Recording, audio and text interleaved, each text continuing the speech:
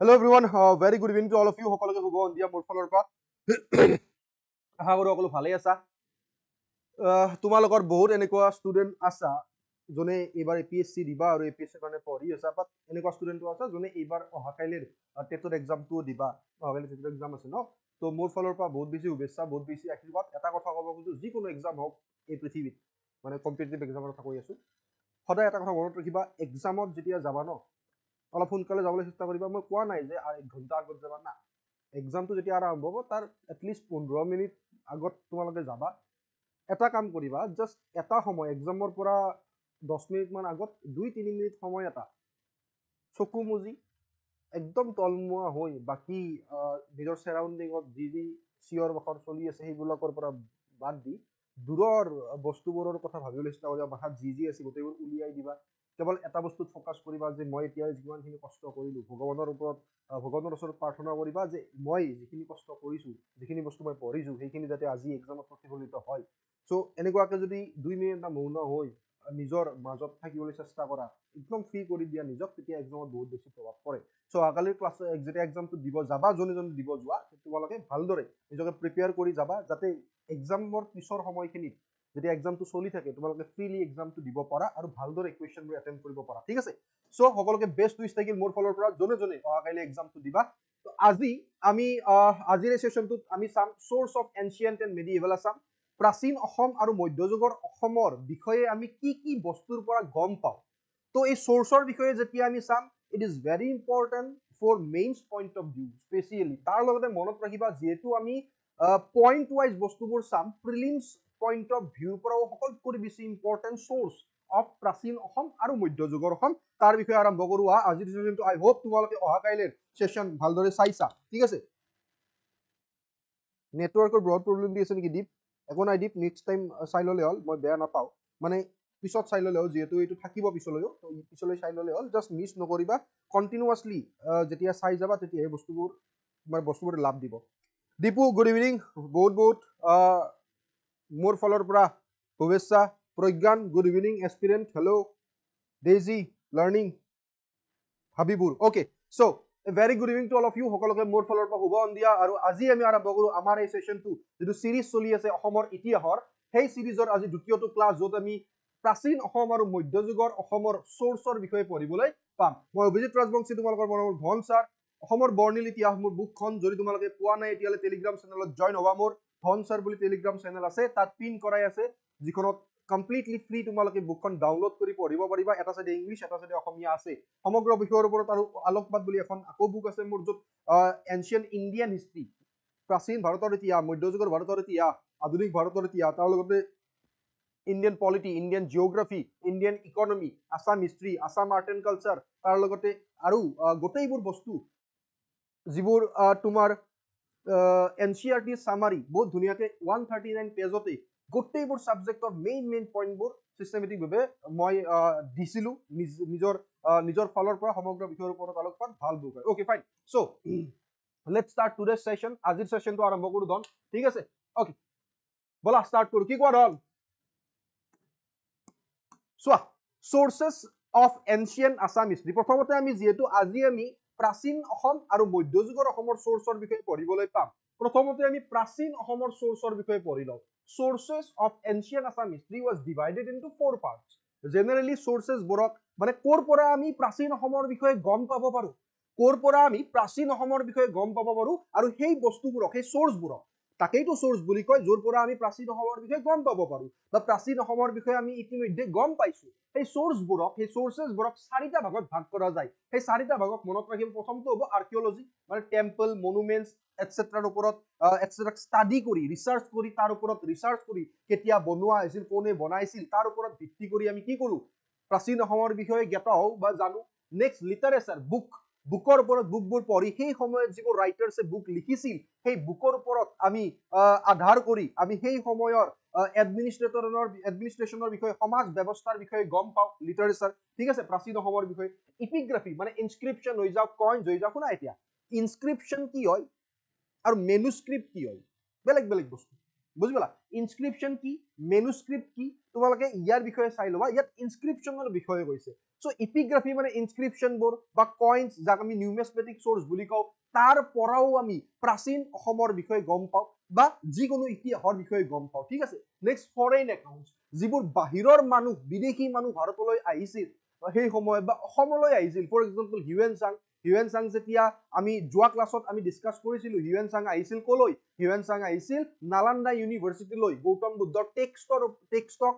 গৌতম বুদ্ধৰ টেক্সটবোৰ পঢ়িবলৈ বা তেখেতৰ টেক্সটত থকা জ্ঞান ল'বলৈ যেতিয়া হিউৱেন চাং আহিছিল তেওঁ অসমলৈ আহিছিল ভাস্কৰ বৰ্মনৰ সময়ত 643 AD আমি পঢ়িছিলো তো তেনেকুৱা ধৰণে যেতিয়া বিদেশী ট্ৰেভেলাৰ্ছবোৰ যেতিয়া অসমলৈ আহিছিল তেওঁলোকে নিজৰ একাউণ্টত নিজৰ ট্ৰেভেলগত যি যি লিখি থৈ গৈছে অসমৰ বিষয়ে তাৰ পৰাও আমি প্ৰাচীন অসমৰ বিষয়ে গম পাবলৈ সক্ষম হওঁ আই হোপ তোমালোকে এই বস্তুখিনি গম পালা মই ভাবো তোমালোকে এই বস্তুখিনি গম পালা ঠিক আছে ওকে ফাইন এতিয়া যদি চাও আমি ইয়াত তোমালোকে চোৱা দাহ পাৰ্বতীয়া গেটৰ ফটো দিয়া আছে এইখন দাহ পাৰ্বতীয়া গেট ঠিক আছে ইয়াৰ বিষয়ে আমি পঢ়িম লাহে লাহে আমি পঢ়ি গৈ থাকিম সো প্ৰথমতে আমি আৰম্ভ কৰো আৰ্কিঅলজি যে কোনবোৰ এনেকুৱা সাইট আছিল কোনবোৰ এনেকুৱা টেম্পল মনুমেন্ট যাক ষ্টাডি কৰি আমি প্ৰাচীন অসমৰ কথা গম পাবলৈ সক্ষম হৈছো সো আৰ্কিঅলজিত যদি আমি চাও দাহ পাৰ্বতীয়া গেট তেজপুৰ অলপ আগতে নেক্সট যোৱা প্ৰিভিয়াস স্লাইডত মই তোমালোকক ফটোটো দেখালো Bhaskar Barman was from there Bhaskar Barman তাৰ পৰা আছিল তো ভাস্কৰ বৰ্মনৰ জেগাৰ পৰা মানে য'ত তেওঁ আছিল তাত দাহ পাৰ্বতীয়া গেট তেজপুৰ আৰু সেই সময়ৰ দাহ পাৰ্বতীয়া গেট ইয়াকো ষ্টাডি কৰি কি কোৱা হয় ইয়াকো ষ্টাডি কৰি আমি প্ৰাচীন অসমৰ কথা গম পাবলৈ সক্ষম হওঁ ruins at Tezpur and chingri at Darrang ডিস্ট্ৰিক্টৰ চিংৰি আৰু তেজপুৰৰ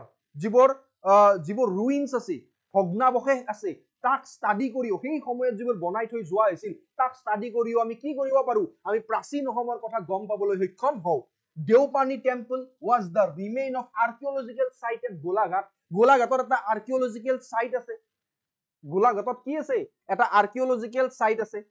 আৰু সেই সাইটটো হল দেওপানী টেম্পলক ষ্টাডি কৰি বা দেওপানী টেম্পলৰ বিষয়ে গম পাইও আমি কি প্ৰাচীন অসমৰ বিষয়ে গম পাবলৈ সক্ষম হৈছো নেক্সট যদি চাও আমি গোসাইজুৰি আকৌ এটা এনশিয়েন্ট ৰিমেইনছ হয় মানে প্ৰাচীন ভগ্নাৱশেষ হয় গোলাঘাটত যাৰ পৰা আমি প্ৰাচীন অসমৰ কথা গম পাবলৈ সক্ষম হৈছো কুণ্ডিল নগৰ শদিয়াত আছে কুণ্ডিল নগৰৰ বিষয়ে জানিও আমি প্ৰাচীন অসমৰ বিষয়ে গম পাইছো শ্ৰী সূৰ্য পাহাৰ তোমালোকে নিশ্চয় গোৱালপাৰাৰ শ্ৰী সূৰ্য পাহাৰৰ নাম শুনিছা 9999 সিবলিংস আছিল নে তাত যে আছিল বুলি কয় so Sri Surya Pahar Goalpara was the another archaeological remain প্ৰত্নতাত্ত্বিক ৰিমেইনছ হয় in Assam numbers of siblings are there are numbers of siblings বুলি কৈছে তো ইয়াৰ ওপৰত আমি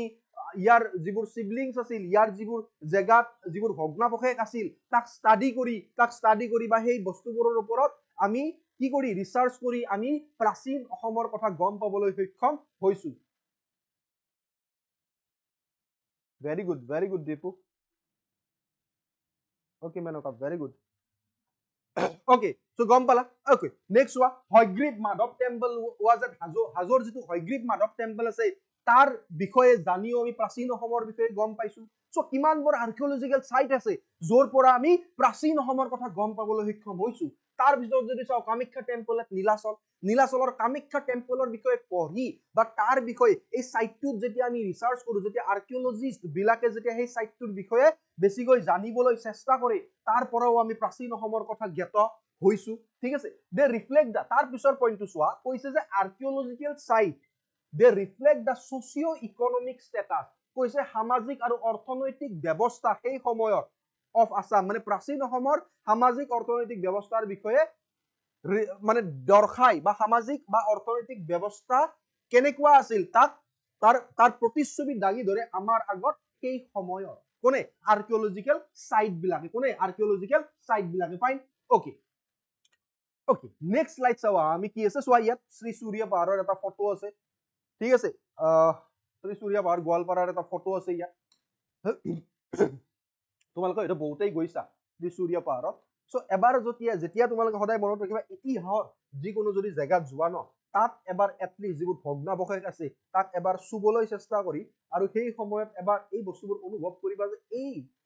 যেটো মন্দিৰ আছিল মই যেতিয়া নালন্দা ইউনিভাৰ্চিটি গৈছিলো নালন্দা ইউনিভাৰ্চিটিৰ ইমান ডাঙৰ ৱালবোৰ ঠিক আছে সেই সময়ত হোষ্টেলৰ নিজৰ সৰু সৰু ৰুম আছিল এটা ষ্টুডেণ্টবোৰৰ কাৰণে ঠিক আছে 10,000 ষ্টুডেণ্ট পঢ়িছিল বুলি কয় তো সেই ৱালবোৰ মই চুই কিনে ফিল কৰিব চেষ্টা কৰিছিলো যে কিমান বছৰ আগতে এই বস্তুবোৰ বনাইছিল মানুহে কিমান বছৰ আগতে ইয়াৰ বিষয়ে ভাবিছিল ইমান ডাঙৰ ডাঙৰ ইমান ধুনীয়া ড্ৰেইনেজ চিষ্টেম ঠিক আছে তো তুমি যিকোনো অসমৰ ইণ্ডিয়াৰ বা ৱৰ্ল্ডৰ যিকোনো তুমি এনেকুৱা আৰ্কিঅলজিকেল সাইটত যোৱা বা এনেকুৱা তুমি টেম্পল মনুমেন্টত যোৱা যিবোৰ বহুত আগতে বনাই থৈ গৈছে সেই বস্তুবোৰক এবাৰ চুই কিনে ফিল কৰিব চেষ্টা কৰিবা কিছুমানটো চুব নিদিয়ে বাৰু যেনেকুৱাকে নালান্দা ইউনিভাৰ্চিটিত যিটো লাইব্ৰেৰী আছিল এইটো চুব নিদিয়ে তো এনেকুৱাকে বহুত জেগা আছে চুব নিদিয়ে বা যিবোৰ চুব দিয়ে যিবোৰ তুমি চুবলৈ সক্ষম হোৱা সেইবোৰ এবাৰ চুই কিনে তুমি ফিল কৰিব চেষ্টা কৰিব লাগে তেতিয়াহে হিষ্ট্ৰীৰ ওপৰত ইণ্টাৰেষ্ট আহে মই কোৱা নাই এনকি নাহে বুলি এনেও আহে বাট তেতিয়া বেছি আহে ঠিক আছে okay very good learning okay so next slide চাবা numismatic source শুনা numismatic source কোৱা যায় যেতিয়ালে বুৰঞ্জী আন আছিল বুৰঞ্জীটো পিছতহে আহিছে হয় নহয় ক্ৰনিকলছ বুলি যে আমি যোৱাকালি আমি এটা প্ৰিভিয়াছ ইয়াৰ কুৱেশ্যনত চাইছিলো সো বুৰঞ্জী যেতিয়ালে আহা নাছিল তেতিয়ালে কোৱা গৈছিল যে numismatic source মানে study of coins যিবোৰ মুদ্ৰা সেই সময়ৰ যিবোৰ মুদ্ৰাবোৰক ষ্টাডি কৰি আমি সেই সময়ৰ বিষয়ে গম পাবলৈ সক্ষম হওঁ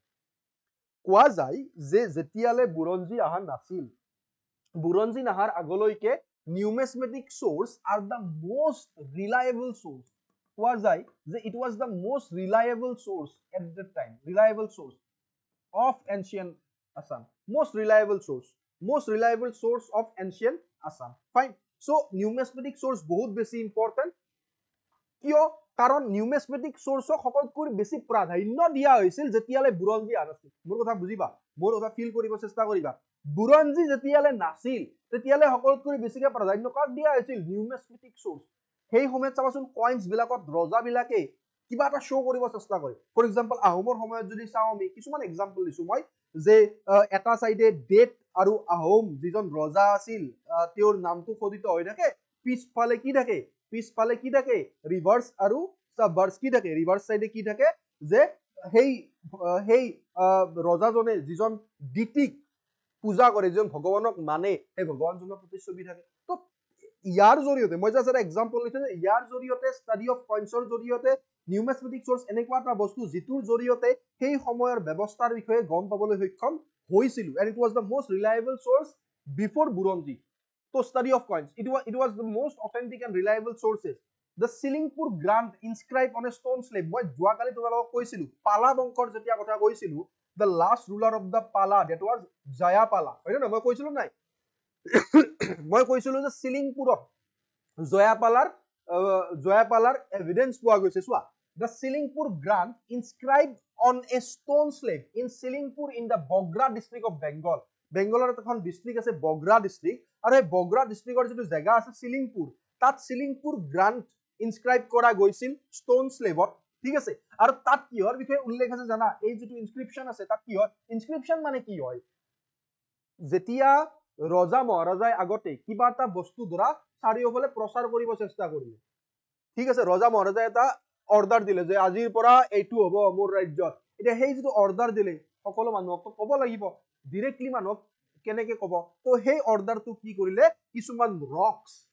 বা ওয়াল অফ দা টেম্পলস মন্দিৰৰ ওয়ালত ৰক্সত কি কৰে খোদিত কৰে লিখে মানে অৰ্ডাৰটো যাতে সকলো মানুহে তেখেতৰ ৰাজ্যৰ গম পায় ৰজাই দেখোন এনেকুৱা কৰিছে বুজি পালা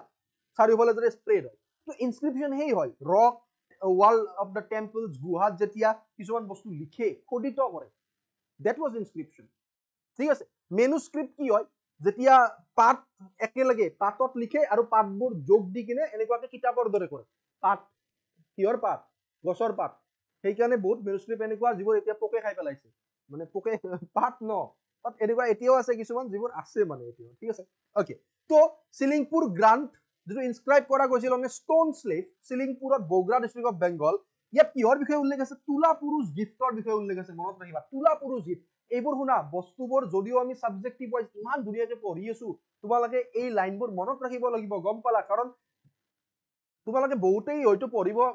পঢ়াতে ভুল কৰে মানুহে যেতিয়া ষ্টুডেণ্টছে আৰম্ভণিতে এপিএছচিৰ বিষয়ে আৰম্ভ কৰে পঢ়িবৰ কাৰণে তেওঁলোকক লাগে যে এই এক্সামটো আমি এডিআৰিৰ দৰেই দিম মই কওঁ এডিআৰিটো তোমালোকে তেনেকুৱাকে পঢ়িব নালাগে যে অবজেক্টিভ ৱাইজ অবজেক্টিভ এইটো লাগে নেক্সট কুৱেশ্যন না যদি কিবা এটা বস্তু পঢ়া ন ভালদৰে পঢ়িবলৈ চেষ্টা কৰিবা যাতে সেই টাইম সেই জেগাটোৰ বেদ এতিয়া যেনেকৈ আছাম হিষ্ট্ৰী আমি পঢ়ি আছো আমি এনেকুৱাকে অসম হিষ্ট্ৰী পঢ়িম 7 দিন পিছত তোমালোকক আৰু ৰিভিজন কৰোঁতে আকৌ 7 দিন লাগিব ধৰিলো বাট 7 দিন পিছত আৰু 7 দিন পিছত মানে 14 দিন পিছত অসম হিষ্ট্ৰী তোমালোকক যি কুৱেশ্যন সোধক তোমালোকে ইয়াৰ পৰা এনসাৰটো দিব পাৰিবা বহুত ধুনীয়াকৈ মনত থাকি যাব ঠিক আছে তো তুলাপুৰুষ গিফ্টৰ বিষয়ে উল্লেখ আছে বগ্ৰা ডিষ্ট্ৰিক্ট চিলিংপুৰ গ্ৰাণ্ট ইনস্ক্ৰাইব কৰা গৈছিল আৰু তাৰ লগত 900 গোল্ড কইনছ আছে কিমান গোল্ড কইনছ 900 গোল্ড কইনছ আৰু কাৰ আছিল গোল্ড কইনছখিনি জয়পাল মানে অসমৰ পালা বংশৰ শেষৰজন ৰজা who is identified the last member of the পালা লাইন অফ এনচিয়েন্ট আছাম যেটো মই যোৱা কাইলে তোমালোকক কৈছিলো ফাইন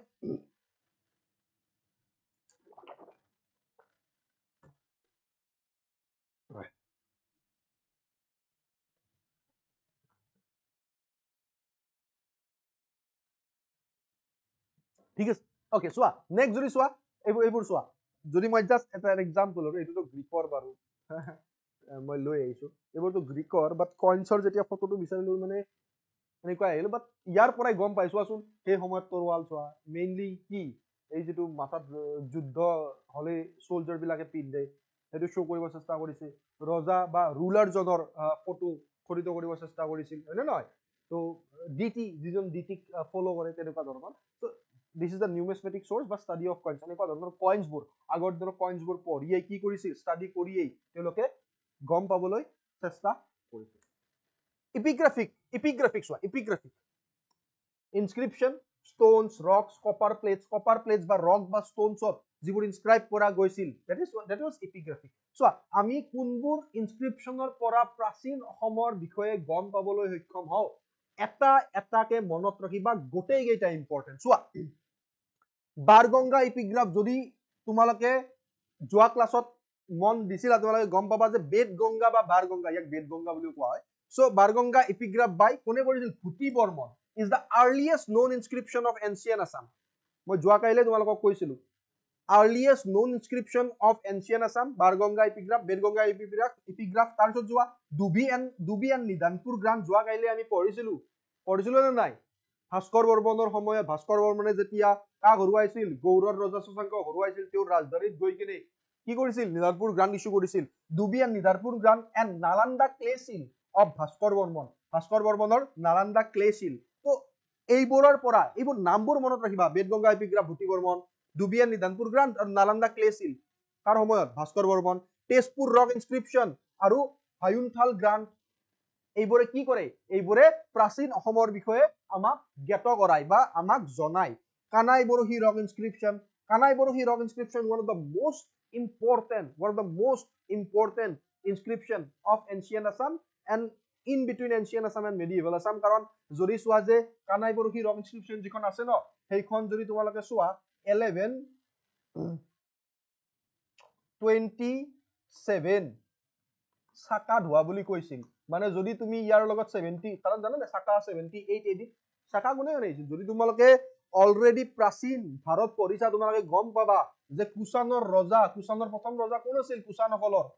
কুষাণসকলৰ প্ৰথম ৰজা কোন আছিল কাটফেচিছ হয় নহয় কাটফেচিছ 1 ৰ মৃত্যুৰ পিছত ৰজা হল কোন কনিষ্কা কেতিয়া ৰজা হৈছিল Kanishka became the ruler in 78 AD তাৰ পৰা 101 AD লৈকে ruler হৈ আছিল যেতিয়া তেখেত ৰজা হল 78 AD তেখেতে নতুন এটা এৰা আৰম্ভ কৰিলে যাক আমি সাকা এৰা বুলি কওঁ আৰু এই সাকা এৰাৰ পৰা আৰম্ভ হল সাকা ক্যালেন্ডাৰ নাও বৰ্তমান সময়ত যদি আমি চাও ইন্ডিয়াৰ ন্যাশনাল ক্যালেন্ডাৰ কি হয় সাকা ক্যালেন্ডাৰ হয় না নহয় তো সাকা ক্যালেন্ডাৰ তো সাকা যদি চোৱা আমি 1127 সাকা মানে ইয়াৰ লগত 78 ইয়ার্স প্লাস করা কারণ 78 এডি দ্বারা বহিছিল না সাকা তো যদি আমি চাও 1205 কিছুমান বুকত 1206 বুলি ভাবা এক্স্যাক্টলি যদি চোৱা ন সাকাৰ লগত মিলাই ইট ওয়াজ 1205 তো 1205 what কি হৈছিল তোমালোকে গুগলত মাৰি চাব পাৰা 1205 what কি হৈছিল 1205 what destruction of the Turk বুলি কয় বখতিয়াৰ খিলজি যে আছিল বখতিয়াৰ খিলজি কি কৰিছিল পৃথুৱে destroy কৰিছিল বুলি কয় মানে বখতিয়াৰ খিলজি আহিছিল টিবেট ক্যাপচাৰ কৰিবৰ কাৰণে টিবেটত আক্ৰমণ কৰিব পৃথু সেই সময়ত ৰজা হৈছিল পৃথুক কলে যে এই টিবেট যাম কোনফালে যায় কো পৃথুই ক'লে যে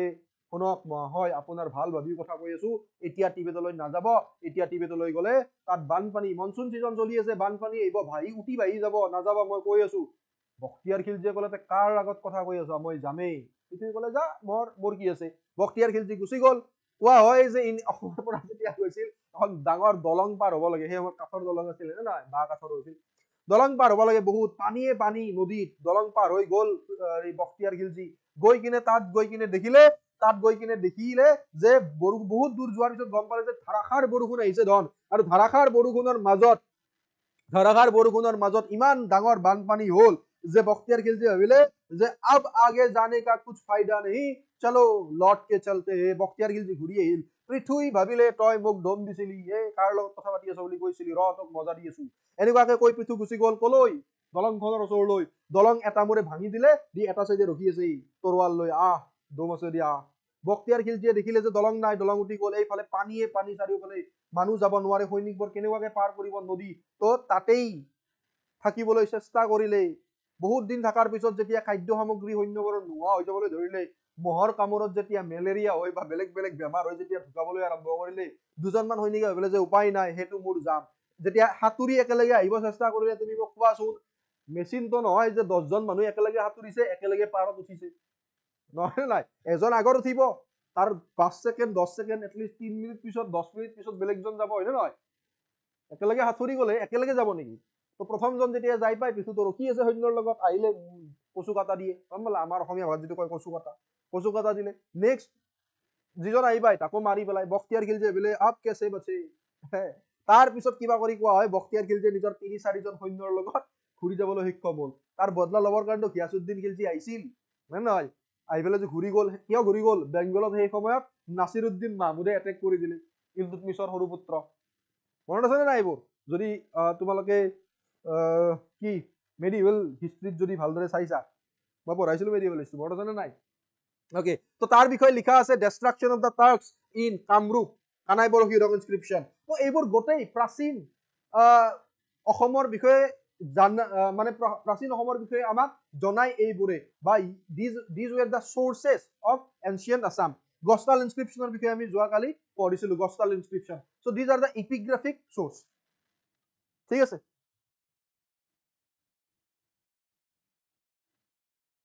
ঠিক আছে,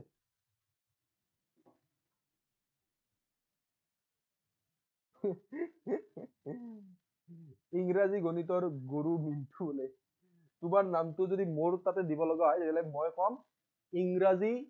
কম্পিউটাৰৰ গৰু। ইংৰাজী আৰু কম্পিউটাৰ মোৰ দ্বাৰাই নহ'ব ধৰ, বাকী যিকোনো ছাবজেক্ট লৈ আৰু ইংৰাজী আৰু কম্পিউটাৰ বাঘ দেখা দাক মই।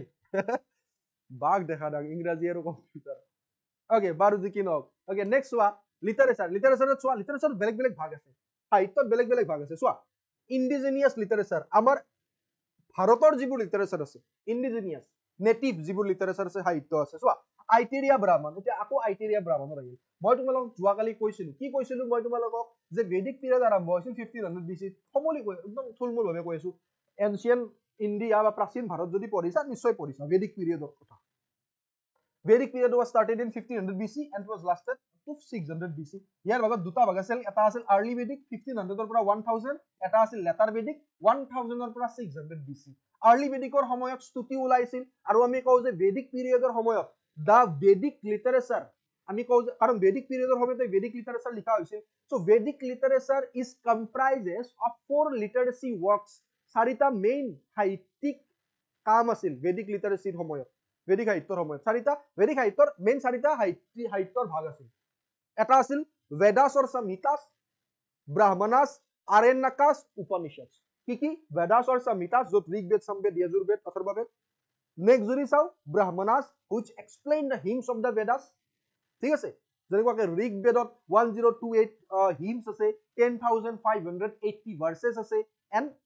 10 মণ্ডলাস মানে 10টা চেপ্টাৰ আছে, ঠিক আছে। তো ব্ৰাহ্মণা explain the hymns of the Vedas, আৰণ্যকাস were the forest texts, আৰু Upanishad were the philosophical texts, ঠিক আছে। ওকে, ব্ৰাহ্মণাস সেকেন্ড যেটো আছে ন ভাগ, ব্ৰাহ্মণাসৰ আকৌ 4টা ভাগ আছে, তোমালোকে নিশ্চয় পঢ়িছা প্ৰাচীন ভাৰতত। ব্ৰাহ্মণাসৰ 4টা ভাগ আছে। আইটেৰিয়া ব্ৰাহ্মণ, টাইটেৰিয়া ব্ৰাহ্মণ, গোপাঠা ব্ৰাহ্মণ, কৌশিদাকি ব্ৰাহ্মণ। ঠিক আছে, তেনেকুৱা ধৰণৰ। তো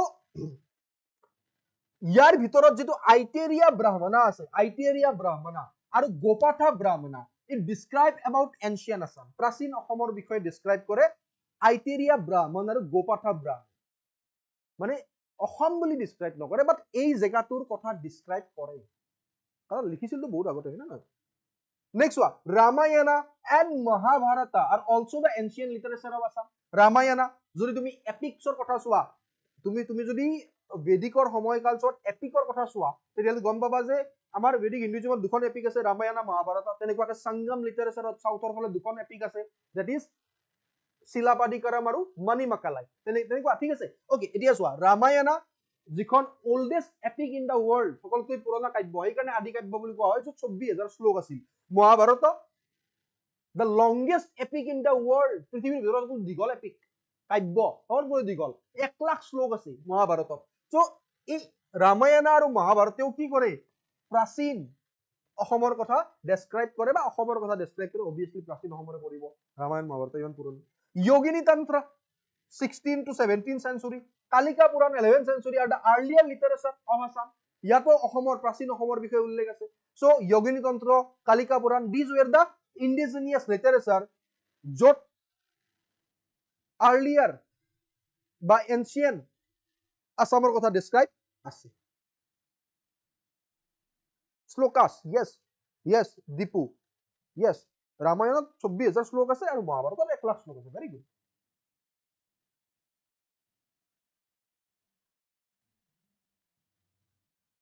ব্ৰাহ্মণছ, Aitareya, Taittiriya, Dipu, very good, very good. Okay, বুজি পালা এই বস্তুখিনি? অ'কে, নেক্সট যদি চাওঁ আমি, এই চোৱা, কানাই বৰহীৰ ইনস্ক্ৰিপশ্যন কি লিখিছে, ৰবা পঢ়ো ৰবা। লাকে অ বুজিব নাই ধন, মানে স্পষ্ট নহয় ন, সেইকাৰণে বুজিব নাই। মানে তোমালোকে দেখাত স্পষ্ট দেখিছা, কিন্তু লিখিছে আৰু কিবা, তাক ভালকে ষ্টাডি কৰিব লাগিব, তেতিয়া গম পাম, হয় নহয়? বাট গোটেইখিনি নাই। তোমালোকে যদি অৰিজিনেল তুমি গুগলত মাৰি চাবা, তাত লিখা আছে যে গ্ৰহ 27 চাকাত তাৰ সকলৰ ডিষ্ট্ৰাকশ্যন লিখা আছে এনেকুৱাকে। ক্লাছিকেল লিটাৰেচাৰত অসমৰ কথা কোনবোৰ ক্লাছিকেল লিটাৰেচাৰত উল্লেখ আছে? অৰ্থশাস্ত্ৰ, কোনে লিখিছিল? Kautilya, describe about Assam. কৌটিল্য লিখিছিল নে অৰ্থশাস্ত্ৰ? কৌটিল্য কোন আছিল? সেই যে তোমালোকে যদি প্ৰাচীন ভাৰত পঢ়িছা, কেনেকুৱাকে বস্তুবোৰ ৰিলেট কৰি থাকো চোৱাচোন। এইকাৰণে ৰিলেট কৰো, কাৰণ যাতে তোমালোকে বুজি পোৱাত সুবিধা হয়। এনেই নকৰো মই, নকলেও হ'লে হয় কিছুমান বস্তু, তথাপি কওঁ মই, ঋগবেদৰ কথা নকলেও হ'লে হয়। তো মই এইকাৰণে কওঁ যাতে তোমালোকে ৰিলেট কৰিব পাৰা। যেহেতু আমি প্ৰাচীন অসম পঢ়ি আছো, আমি প্ৰাচীন ভাৰতৰ কিছুমান বস্তু ৰিলেট কৰিবই লাগিব, মনত ৰাখিবৰ কাৰণে। কৌটিল্যৰ কথা আহিছে, মই অবভিয়াছলি তোমালোকক কওঁ যে যেতিয়া মগধত 344ত মহাপদ্মাই নন্দ ডাইনেষ্টি, মহাপদ্মানন্দ আৰম্ভ কৰিছিল ন, নন্দ ডাইনেষ্টি, মহাপদ্মা বেলেগ পাৱাৰফুল আছিল। He was known as the first empire builder of India. Mahapadma Nanda was known as the first empire builder of India, 344 BC। তাৰ পৰা আৰম্ভ হৈছিল নন্দ বংশ মগধত। আৰু নন্দ বংশ যেতিয়া আগবাঢ়ি গৈছিল, শেষৰজন ৰজা আছিল ধৰানন্দ। ধৰানন্দই এদিন মাতিলে নিজৰ ৰাজসভাত, বোলে আহক গুণী জ্ঞানী ব্যক্তিসকল মোৰ ৰাজ্যৰ, আহি মোৰ লগত কথা পাতক, ডিবেট কৰক মোৰ লগত। সকলো গুণী জ্ঞানী ব্যক্তি আহিল, তাৰ মাজতে এজন সৰু গুণী জ্ঞানী ব্যক্তি আহিল। সৰু মানে মই কোৱা নাই বুটা বুলি, মই বুটা মানে কি গাইঠা মানে চাপৰ, আমি যে কওঁ ন মানে চাপৰ মানুহবিলাকক, তো মই কোৱা নাই চাপৰ বুলি, মই জাষ্ট কৈছো যে বয়সত সৰু আছিল বাকীবোৰৰ তুলনাত। তো আহিল, তেওঁৱে আছিল কৌটিল্য। ঠিক আছে, বা আগৰ দিনত গম পোৱা যে ৰজা মহাৰজাবোৰক কি কৰে, ৰজা মহাৰজাই যি কয় বাকীবোৰে হয় ছাৰ, কাৰণ গালি খাব, হয় নহয়? প্ৰকোপ যদি উঠি যায় ৰজাৰ, কাটি দিব, তো ভয় খাই ন অলপ। তো বাকীবোৰে হয় ছাৰ মাৰি আছে। ধৰানন্দই যেতিয়া ভুলকে কিবা এটা ক'লে, সেই ল'ৰাজনে ক'লে, কৌটিল্যই ক'লে, এই আপুনি ভুল কৈছে ছাৰ। উঠি গ'ল খং ধৰানন্দৰ, ক'লে তই ওলা বাহিৰত। কি ক'লে? তই ওলা বাহিৰত। যেতিয়া এই তিৰস্কাৰটো পালে, কোনে? কৌটিল্যই যেতিয়া এই তিৰস্কাৰটো পালে, কৌটিল্যই ক'লে যে মই এদিন আহিম আৰু ধনানন্দকতো হত্যা কৰিমেই, গোটেই নন্দ বংশ ডেষ্ট্ৰয় কৰি যাম। কৌটিল্যই লাগি গ'ল যে কোন এনেকুৱা মানুহ আছে, ল'ৰা আছে, যাক যদি মই, কাৰণ বহুত জানিছিল, ৱাৰফেয়াৰ টেকটিক্স জানিছিল, এডমিনিষ্ট্ৰেশ্যন এখন কেনেকৈ চলাব লাগে জানিছিল, বহুত ডাঙৰ স্কলাৰ আছিল। ঠিক আছে, তো পালে কাক? শূদ্ৰৰ এজন খেতিয়কৰ ল'ৰা এজন, শূদ্ৰ জানো ন, ব্ৰাহ্মণ, ক্ষত্ৰিয়, বৈশ্য, শূদ্ৰ। শূদ্ৰৰ এজন ল'ৰাজনক মাতি গ'লে এই তোক ৰাজা বনাম তই যাবি নেকি ল'ৰাজনৰ দেউতাক আছিল এই কাষত দি কাম কৰি ল'ৰাজনৰ দেউতাক ক'লে দেউতা এই পাগল এজন আহিছে মোক বোলো ৰজা বনাই ভাবিছে কি পগলা ৰজা বনাই দেউতাকে আহিল কি হ'ল দেউতাক বুজাই ক'লে দেউতাক ক'লে ঠিক আছে লৈ যোৱা তাৰপিছত লৈ গৈ কিনে ট্ৰেইনিং দিলে পিছত সেই সৰু ল'ৰাজন যেন আছিল তেওঁ কোন আছিল the great Chandragupta Maurya the great Chandragupta Maurya গ্ৰীকসকলে যাক নাম দিছিল গ্ৰীকসকলে যাক okay can anyone tell me গ্ৰীকসকলে Chandragupta মৌৰ্যক কি নাম দিছিল ক'ব পাৰিবা এইটো যদি ক'ব পাৰা উইদাউট মানে বেলেগত কতো নচুৱাকে তেতিয়াহ'লে মই মানি যাম তোমালোকক আৰু মই আশা কৰিম যে তুমি নিশ্চয় পাছ কৰিবা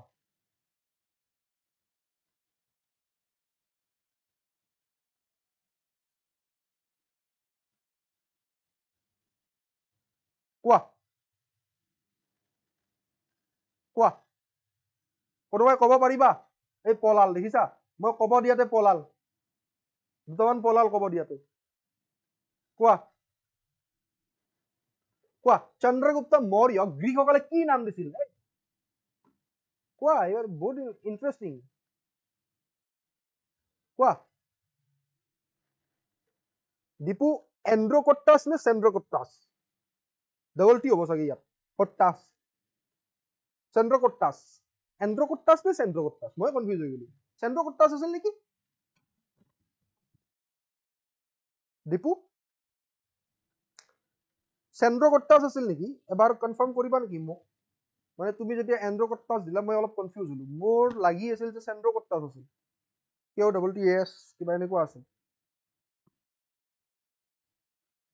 yes চেন্ড্ৰকট্টাছ yes চেন্ড্ৰকট্টাছ তো জনে কাক হৰুৱাইছিল গ্ৰীক ৰুলাৰ সেলেকাছ নিকাটৰ 305 AD হৰুৱাইছিল হয়নে নহয় ওকে তো তাৰ পৰা অৰ্থশাস্ত্ৰ লিখিছিল কোনে কৰ্টিলিয়াছ য'ত নেইবাৰ থিওৰি দিছে এৰ বেলেগ বেলেগ থিওৰি আছে অৰ্থশাস্ত্ৰ এনেকুৱা এখন বুক য'ত ইন্টাৰনেশ্যনেল ৰিলেচনৰ বিষয়ে বহুত আছে আন্তঃৰাষ্ট্ৰীয় সম্পৰ্কৰ বিষয়ে এতিয়া ভাৰতে আন্তঃৰাষ্ট্ৰীয় সম্পৰ্ক বহুত অৰ্থশাস্ত্ৰৰ পৰা উঠোৱা neighbourhood policy the neighbor of our neighbor is our enemy sorry the neighbor our neighbor is our enemy but the neighbor of our neighbor is our friend অৰ্থশাস্ত্ৰত লিখা আছে কি লিখা আছে আমাৰ কাখৰ দুঘৰ আমাৰ শত্ৰু কিন্তু আমাৰ কাখৰ দুঘৰ আমাৰ মিত্ৰ হয় নহয় অৰ্থশাস্ত্ৰ নেক্সট ওয়া হৰ্ষচৰিতা বাই বানৱত্ত কি লিখিছিল হৰ্ষচৰিত মুদ্ৰা ৰক্ষকা কোনে লিখিছিল বিশাখা দত্তা ৰাজতৰংগিনী কোনে লিখিছিল কালহানা ৰাজতৰংগিনী কোনে লিখিছিল কালহানা বিক্ৰমাংক দেৱা কোনে লিখিছিল বিলহানা ভাই ককাই আছিল ৰাজতৰংগিনী কাশ্মীৰৰ বিষয়ে লিখা আছিল ৰাজতৰংগিনী বাই কালহানা আৰু বিক্ৰমাংক দেৱা বাই বিলহানা so these are the classical literature these were the classical literature which describe about the ancient Assam জনে প্ৰাচীন অসমৰ বিষয়ে আমাক জনাই ঠিক আছে তো এই এটা পইণ্ট মনত ৰাখিবা এক্সাম পইণ্ট অফ ভিউৰ পৰা বহুত বেছি ইম্পৰ্টেন্ট ধন ঠিক আছে ওকে নব ফাইন ওকে সো এই গোটেইকেইটা পইণ্ট এটা পইণ্ট ইম্পৰ্টেন্ট কাৰণ প্ৰতিটো পইণ্টত আমি এখন বুক আৰু এটা ৰাইটাৰৰ বিষয়ে গম পাই আছো নেক্সট যদি চা ফৰেন একাউণ্ট এনচিয়েন্ট আসামৰ সোৰ্সৰ শেষৰটো শ্লাইড আমাৰ ফৰেন একাউণ্ট চোৱা হিউৱেন চাংছ একাউণ্ট CUP অলৰেডি গম পোৱা হিউৱেন চাঙে কি লিখিছিল CUP he root about Bhaskar বৰ্মনৰ বিষয়ে লিখিছিল ঠিক আছে ভাস্কৰ বৰ্মনৰ এডমিনিষ্ট্ৰেশ্যনৰ বিষয়ে লিখিছিল সমাজ ব্যৱস্থাৰ বিষয়ে লিখিছিল কোনে হিউৱেন চাঙে লিখিছিল নিজৰ একাউণ্ট CUP চাইনিজ পিলগ্ৰিম আছিল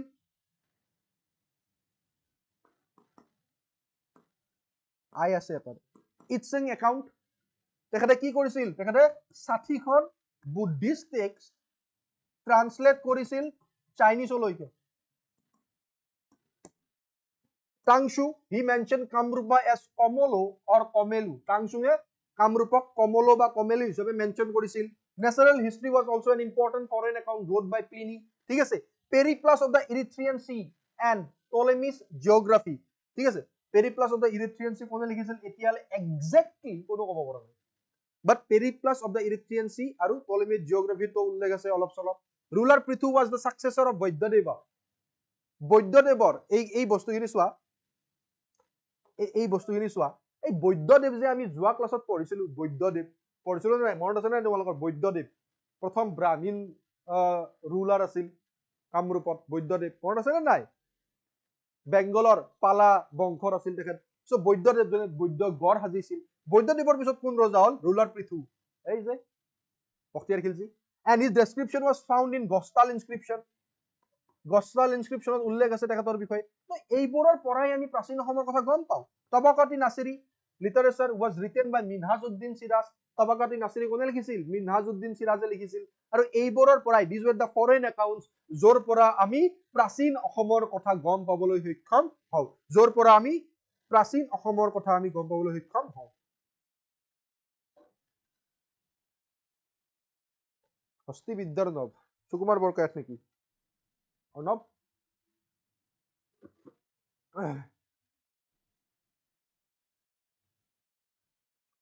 ওকে দীপু দুইটাই কৈছিল নেকি ওকে তো মই চেন্দ্ৰগুপ্তাসটো পঢ়িছো আৰু এন্দ্ৰগুপ্তাস বুলি কৈছিল okay fine thank you source of the medieval Assam so একেই আহিছে বাট source বোৰ হদাই মই কওঁ ন source বোৰ আৰ্কিঅলজি নিউমিজমেটিক এপিগ্ৰাফিক আৰু লিটাৰেচাৰত ভাগ হৈ থাকে যেনেকুৱাকে আমি প্ৰাচীন ভাৰতৰ বিষয়ে পঢ়িছিলো যে প্ৰাচীন ভাৰতত এনেকুৱা বস্তুবোৰ আছে তেনেকুৱাকে মেডিভেল অসমতো সোৰ্স বোৰ আমি এনেকুৱাকে পঢ়িবলৈ পাম আমি আৰ্কিঅলজিকৰ ওপৰত প্ৰথমতে পঢ়িবলৈ পাম আমি এপিগ্ৰাফিকৰ ওপৰত পঢ়িবলৈ পাম আমি লিটাৰেচাৰৰ ওপৰত পঢ়িবলৈ পাম আৰু নিউমিজমেটিকৰ ওপৰতো আমি পঢ়িবলৈ পাম ঠিক আছে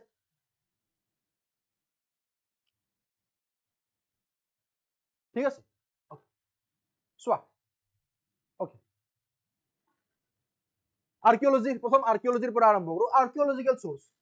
সোয়া এই কাৰণ আমি মেডিভেলৰ কথা পঢ়ি আছো ন ধৰ মেডিভেলৰ কথা পঢ়ি আছো যেটা আহোম আহি গল কাৰণ আহোম 1228 আহিছিল 1228 আহোম আহিছিল তাৰ পৰা আদি কৰি আহোম ৰাজ কৰি আছে 6 বছৰলৈকে ৰাজ কৰিল আমাৰ তাত ৰাজ কৰিল মানে কি 6 বছৰ আহোম ডাইনেষ্টি থাকিল হয়নে নহয় আমাৰ তাত ৰাজ কৰিল মানে কি মানে আমাৰ নিজৰে ডাইনেষ্টি নহয় ওকে সোয়া আৰ্কিঅলজিক্যাল সোৰ্স নিজৰ yes next one archaeological source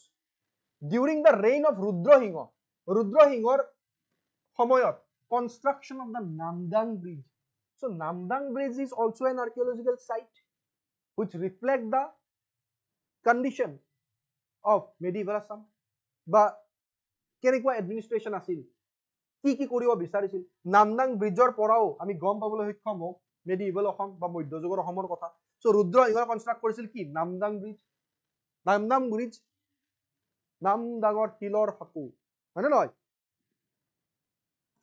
during the time of Rajeshwar Singha Moidams were the archaeological source Soraidew Moidams example Moidams বোৰ archaeological source হয় নহয় তাৰ পৰা আমি সেই সময়ৰ ৰাজ ব্যৱস্থাৰ কথা গম পাবলৈ সক্ষম হওঁ মধ্যযুগৰ অসমত Moidams Rajeshwar Singhৰ সময়ত বেছিকৈ বনোৱা গৈছিল in Numaligarh one embankment এটা মাথাউৰি constructed during the Ahom period and it seems to be the biggest embankment ক'ত কৈছে নুমলীগড়ত এটা এম্বেকমেন্ট বনোৱা গৈছিল আহোম পিৰিয়ডত যেটো অসমৰ সকলোতকৈ সেই সময়ৰ ডাঙৰ মাথাউৰি আছিল at Majuli many সত্ras were constructed যেতিয়া নিও বৈষ্ণৱিজম আহিল নিও বৈষ্ণৱিজৰ পিছত তোমালোকে গম পোৱা যে সত্ৰবোৰ বনিবলৈ ষ্টাৰ্ট কৰিল সত্ৰবোৰ যেতিয়া বনিবলৈ আৰম্ভ কৰিলে তাত আকৌ কিছুমান বিজুতিও ঘটিছিল বিকজ মানুহবোৰে তোমাৰ কি হ'বলৈ চেষ্টা কৰিছিল পাইক সিস্টেমৰ পৰা পলাবলৈ সত্ৰত যোগদান কৰিছিল পাইক সিস্টেমৰ পৰা পলাবৰ কাৰণে বুজি পালে নাই তো চোৱা আমি পঢ়িম ইয়াৰ বিষয় পিছলৈ তো মাজুলীত বহুত সত্ৰ কনস্ট্ৰাক্ট কৰা গৈছিল আৰু সত্ৰবোৰো আমাৰ কাৰণে এটা ইম্পৰ্টেন্ট সোৰ্স হয় যাৰ পৰা আমি মধ্যযুগৰ অসমৰ কথা বা সেই সময়ৰ অসমৰ কথা গম পাবলৈ সক্ষম হওঁ মালিনী থান very important located adjacent to Assam at Siang district of Arunachal আৰু অসমৰ বৰ্ডাৰত আছে মালিনী থান has brought to light beautiful archaeological remains and icon of various deity বহুত বেলেগ ভগৱানৰ প্ৰতিচ্ছবি বা মূৰ্তি তাত আছে মালিনী থানত আৰু ইয়াৰ পৰাই আমি সেই সময়ৰ ধুনীয়া আৰ্কিঅলজিক্যাল ৰিমেইনছ বা ভগ্নাৱশেষ বিলাকৰ কথা আমি গম পাবলৈ সক্ষম হওঁ আৰু ইয়াৰ জৰিয়তে সেই সময়ৰ ৰিলিজিয়াছ ভিউ মানুহবিলাকে কি ধৰ্মত বিশ্বাস কৰিছিল মানুহবিলাকৰ ধাৰ্মিক চিন্তাধাৰা কেনেকুৱা আছিল সেই মধ্যযুগৰ অসমত আমি তাৰ বিষয়ে গম পাবলৈ সক্ষম হওঁ মালিনী থান মনত ৰাখিবা তোমালোকে মনত ৰাখিবা মালিনী থানৰ কথা ঠিক আছে আজি লাইকটো কৰা নাই চাগে আজি বেছি লাইক হোৱা নাই আজি ষ্টুডেন্ট বেছি আছে তোমালোকে লাইক কৰা নাই এটা লাইক কৰি যোৱা অলপ জোশ পাম বাকিটো বাৰু পঢ়াই আছোৱেই মই আউনীআটী সত্ৰ yes 43rd UNESCO World Heritage Site very good এইবোৰ চাই থাকিবা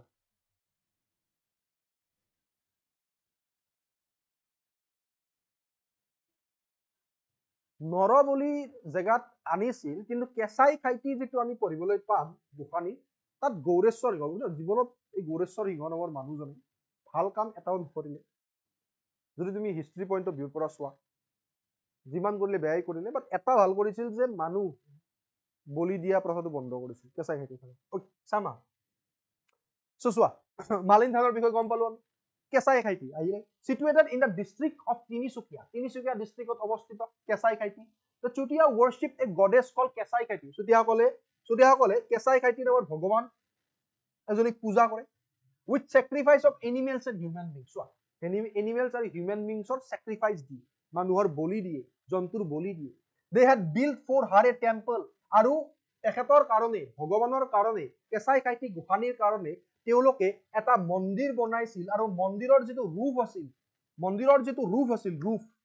এই যিটো ৰূপ আছিল মন্দিৰৰ, সেই ৰূপটো কিহৰ আছিল? কপাৰৰ। কপাৰ মানে কি? তাম। কপাৰ মানে কি? তাম। for which the goddess was also known as, আৰু যিহেতু তামেৰে ৰূপটো বনাইছিল মন্দিৰৰ, that is why এই ভগৱানক কি বুলি কোৱা হয়? কেঁচাই খাইটি গোসানীক কোৱা হয় তাম্ৰেশ্বৰী বুলি কোৱা হয়, known as তাম্ৰেশ্বৰী। আৰু সেই টেম্পলটো যাৰ ৰূপ কপাৰৰ বনোৱা হৈছিল তাম্ৰেশ্বৰী দেৱীৰ কাৰণে, সেই টেম্পলটো কোৱা হয় তাম্ৰেশ্বৰী টেম্পল। ঠিক আছে, ঠিক আছে। এতিয়া নেক্সট পইণ্টত চোৱা, he was the Ahom king, তেওঁ আহোম কিং গৌৰীনাথ সিংহ আছিল, যোনে কেঁচাই খাইটি গোসানীৰ আগত মানুহ বলি দিয়া যিটো মানুহৰ চেক্ৰিফাইচ, সেইটো বন্ধ কৰিছিল। ঠিক আছে। দ্য ঈদগাহ অফ মিৰ জুমলা, মিৰ জুমলাৰ Idgah still exists in the district of Goalpara. Goalpara জিলাত এতিয়াও মিৰ জুমলাৰ ঈদগাহ আছে। আৰু এই ঈদগাহৰ পৰাও আমি গম পাওঁ মধ্যযুগৰ অসমৰ কথা, বা সেই মধ্যযুগৰ অসমৰ সময়তে বনোৱা গৈছিল, যিহেতু it is one of the archaeological site of medieval Assam।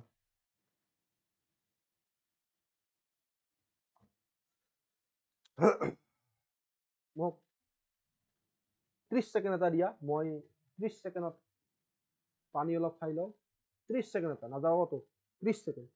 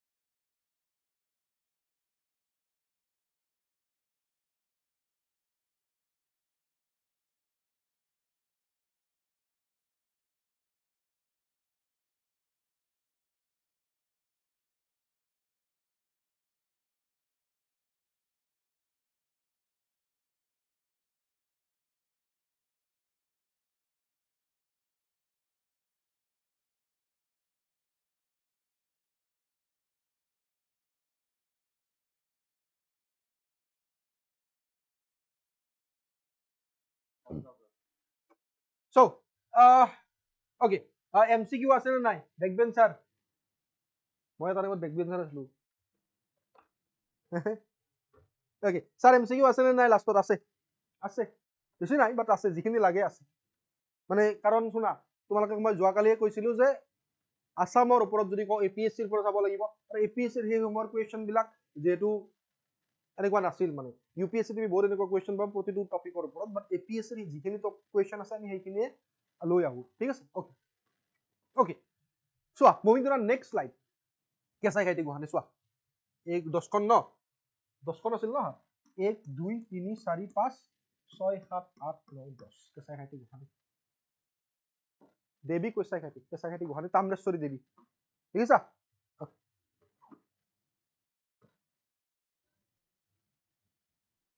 okay,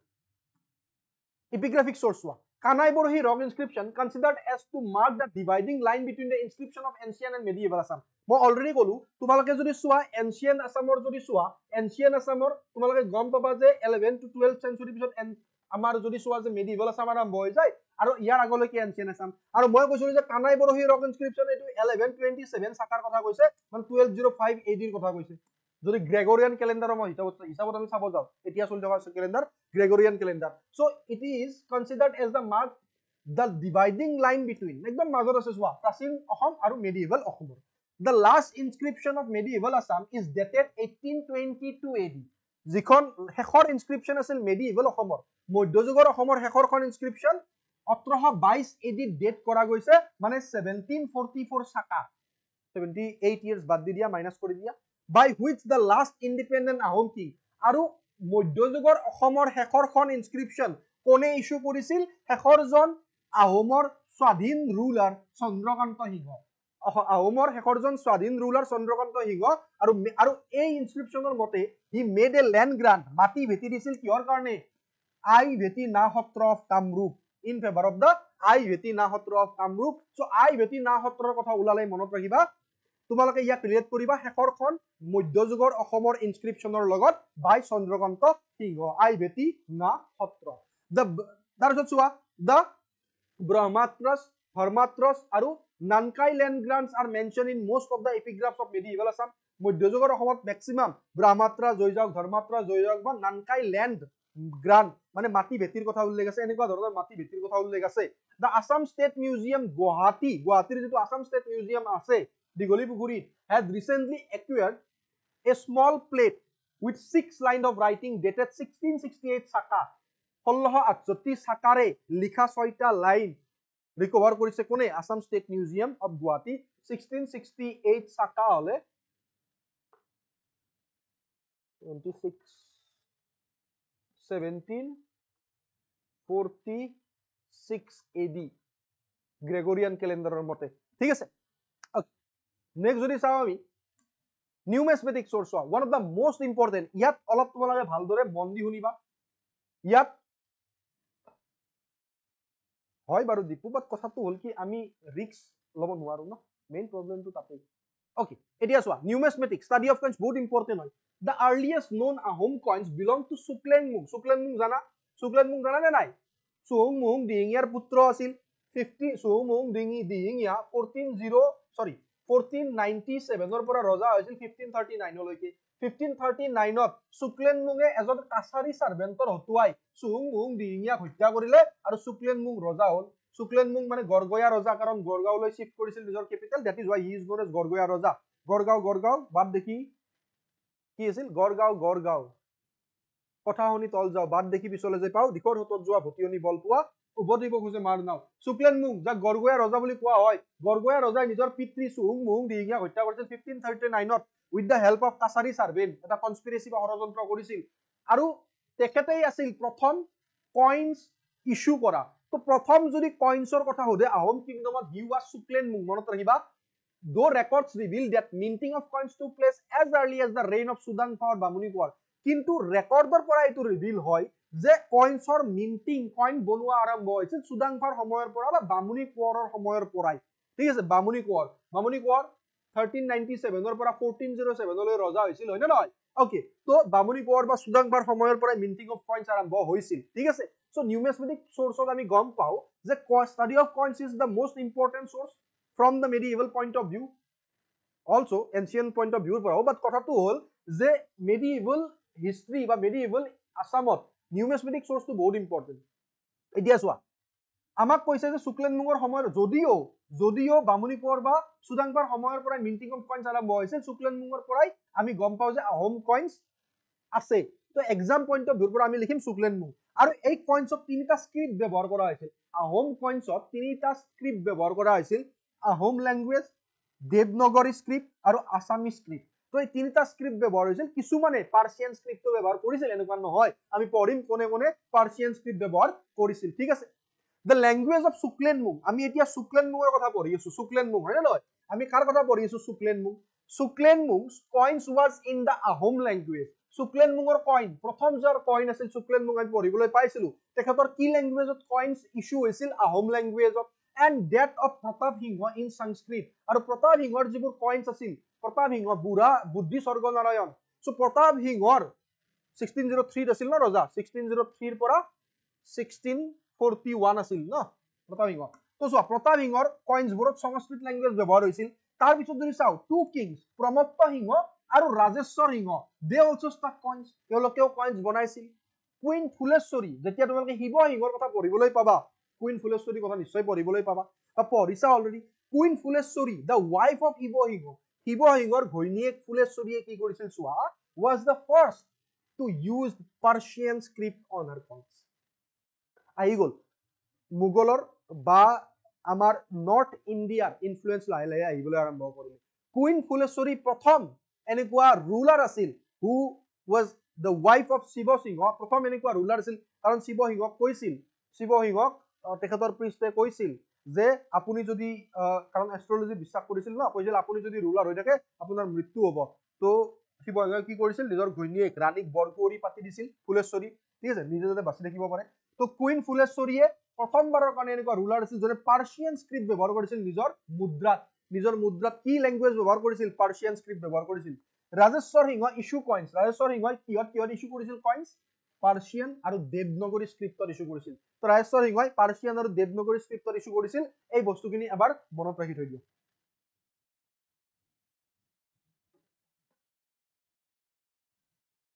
এই বস্তুখিনি এবাৰ মনত ৰাখি থৈ দিয়া ঠিক আছে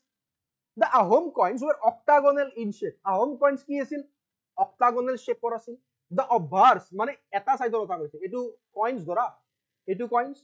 এটো এটা সাইড আৰু ইয়াৰ উল্টা পিঠি হেড টেইল এটো হেড আৰু এটো টেইল হেড টেইল তো যদি obverse আমি টেইল বুলি ধৰো ন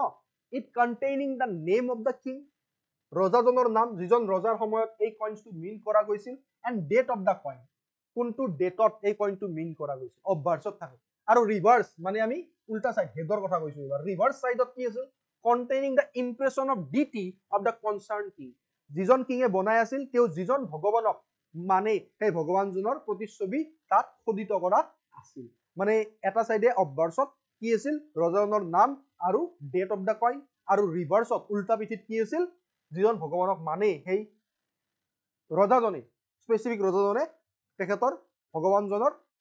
প্ৰতিচ্ছবি খোদিত কৰা আছিল the coins of Suhumung have the impression of the Ahom deity Tara Suhumung Dihingia ৰজাৰ সময়ত যিবোৰ কইনস বনোৱা গৈছিল সেই কইনসবোৰত তাৰা তেখেতে যিজন ভগৱানক মানিছিল তাৰাৰ প্ৰতিচ্ছবি আছিল ইমপ্ৰেশন পোৱা গৈছিল queen Phuleshwari struck coin square কইনছটো কুইন ফুলেশ্বৰীয়ে স্কুৱেৰ টাইপৰ কইনছ বনাইছিল স্কুৱেৰ টাইপৰ কইনছ বনাইছিল কোনে কুইন ফুলেশ্বৰীয়ে the rupee and the gold mohor of the Ahom kings were struck to Indian standard of tola ভাৰতীয় স্ট্যান্ডাৰ্ড অফ তোলাত বনোৱা গৈছিল ৰুপি আৰু গোল্ড মোহৰ যেটো সেই সময়ত বেপাৰ বাণিজ্য চলিছিল সেই সময়ত বেপাৰ বাণিজ্য চলিছিল তো সেই কাৰণে ইনফ্লুয়েন্স কৰিছিল আৰু ভাৰতৰ যেটো স্ট্যান্ডাৰ্ড তোলাৰ সেই হিচাপতে ৰুপি আৰু গোল্ড মোহৰ বনোৱা গৈছিল যাতে বেপাৰ বাণিজ্য স্প্ৰেড কৰিব পাৰে অসমৰ বিজনেসম্যান বোৰে বা ট্ৰেডাৰ্স বোৰে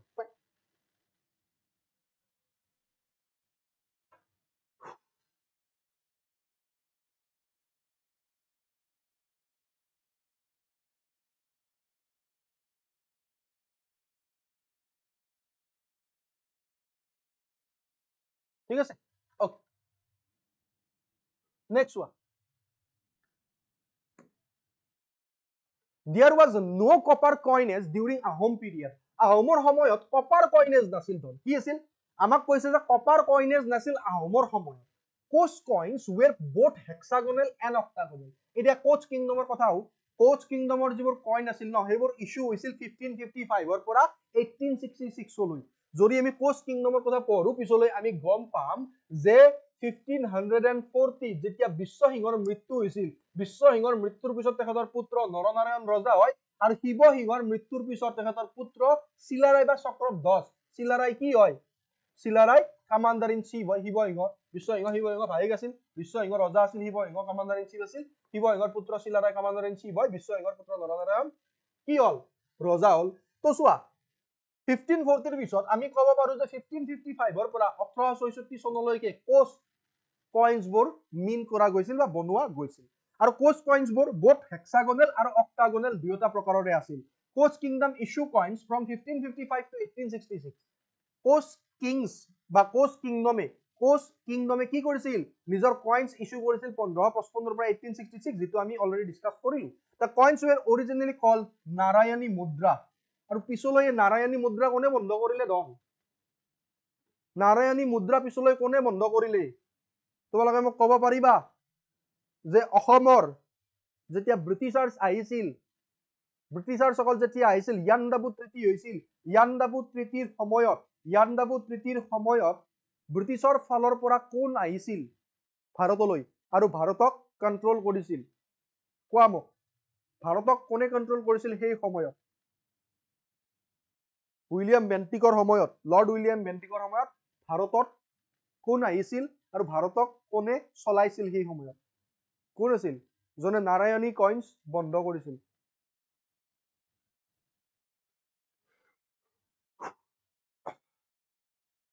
বৰৰাজা ফুলেশ্বৰী yes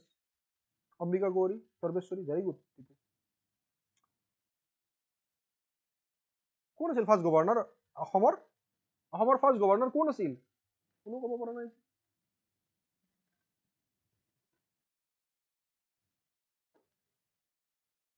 ৰবাৰ্ট ক্লাইভ অসমৰ গভৰ্ণৰ নহয় অসমৰ কথা কৈছো ৰবাৰ্ট ক্লাইভে বহুত আগৰ কথা কৈ আছা তুমি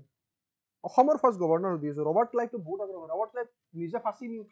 আত্মহত্যা কৰিছিল 1774 ৰবাৰ্ট ক্লাইভ বহুত আগৰ মই কৈ আছো 1826 ৰ পিছৰ কথা কোন আছিল yes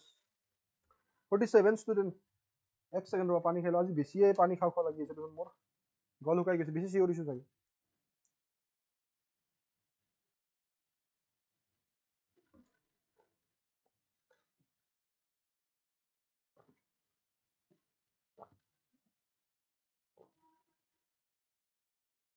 yes Daisy very good David Scott yes okay David Scott okay so idea David Scott এই কি কৰিছিল নাৰায়ণী কইন্সটো বন্ধ কৰিছিল ঠিক আছে মুসলিম কইন্স were round in shape এতিয়া মুসলিম কইন ক'ত পালে চোৱা যেতিয়া মুসলিম ইনভেডাৰ্ছ সকল আহিছিল ভাৰতত অসমত যেতিয়া মুসলিম ইনভেডাৰ্ছ আহিছিল যেতিয়া যুদ্ধ কৰিবলৈ মুছলমান সম্প্ৰদায়ৰ ইনভেডাৰ্ছ সকল আহিছিল তেতিয়া মুসলিম সৈন্যসকল obviously মুসলিম সৈন্যসকল কিছুমান ভাৰতত থাকি গৈছিল কাৰণ সৈনিক বিলাকে ইমান ঘুৰা কৰিব চেষ্টা নকৰে যদি কিবা এটা জায়গাত তেওঁলোকৰ ভাল লাগে বা তেওঁলোকে ভাবে যে আৰু আমি যাব নোৱাৰো সেই জায়গাতে তেওঁলোকে আৰম্ভ কৰি দিয়ে বসবাস আগতে মাটি গিলিৰ অভাৱ নাছিল তো মুসলিম সকল যেতিয়া ভাৰতত থাকিবলৈ আৰম্ভ কৰিলে মুসলিম সৈন্যসকল যেতিয়া ইনভেড কৰিছিল ৰজা কোনোবাই বা কোনোবা সেনাপতিয়ে ইনভেড কৰিছিল সৈনিকসকল ঘুৰি নগৈছিল আৰু ইয়াতে থাকি যাও তো যে তাৰ পৰাই আমি গম পাও যে মুসলিম কইন্স বোৰো প্ৰচলন হৈছিল ক'ত মুসলিম কইন্স বোৰ প্ৰচলন হৈছিল মুসলিম কইন্স বোৰ ক'ত প্ৰচলন হৈছিল মুসলিম কইন্স বোৰ প্ৰচলন হৈছিল অসমত চোৱা মুসলিম কইন্স আৰ ৰাউন্ড ইন শেপ মনত ৰাখিবা ভেৰি ইম্পৰ্টেন্ট মুসলিম কইন্স বোৰ ৰাউন্ড আছিল one Muslim coins is found in Panbari in the district of Gwalpara dated in the Hijri era Muslim lunar calendar hoy Hijri era and started in 622 CE বহুত দেৰিকে আৰম্ভ হৈছিল Hijri era 622 CE আৰম্ভ হৈছিল আৰু এটা মুসলিম coin পোৱা গৈছে Goalpara ডিস্ট্ৰিক্টত It reflects the conflict of Muslim and Ahom during medieval times. আৰু ইয়াৰ পৰা আমি কি গম পাওঁ মই যে এইমাত্ৰ ক'লো যে আহোম আৰু মুসলিম সকলৰ মাজত যে কনফ্লিক্ট হৈছিল মধ্যযুগৰ সময়ত ইয়াৰ বিষয়ে আমি এক্সাম্পল হিচাপে ল'ব পাৰো যেহেতু অসমত মুসলিম কইন্স পোৱা গৈছে which is round in shape.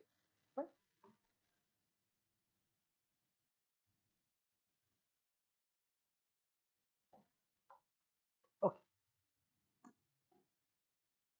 Coins in Assam চোৱা 1 2 3 4 5 6 8 8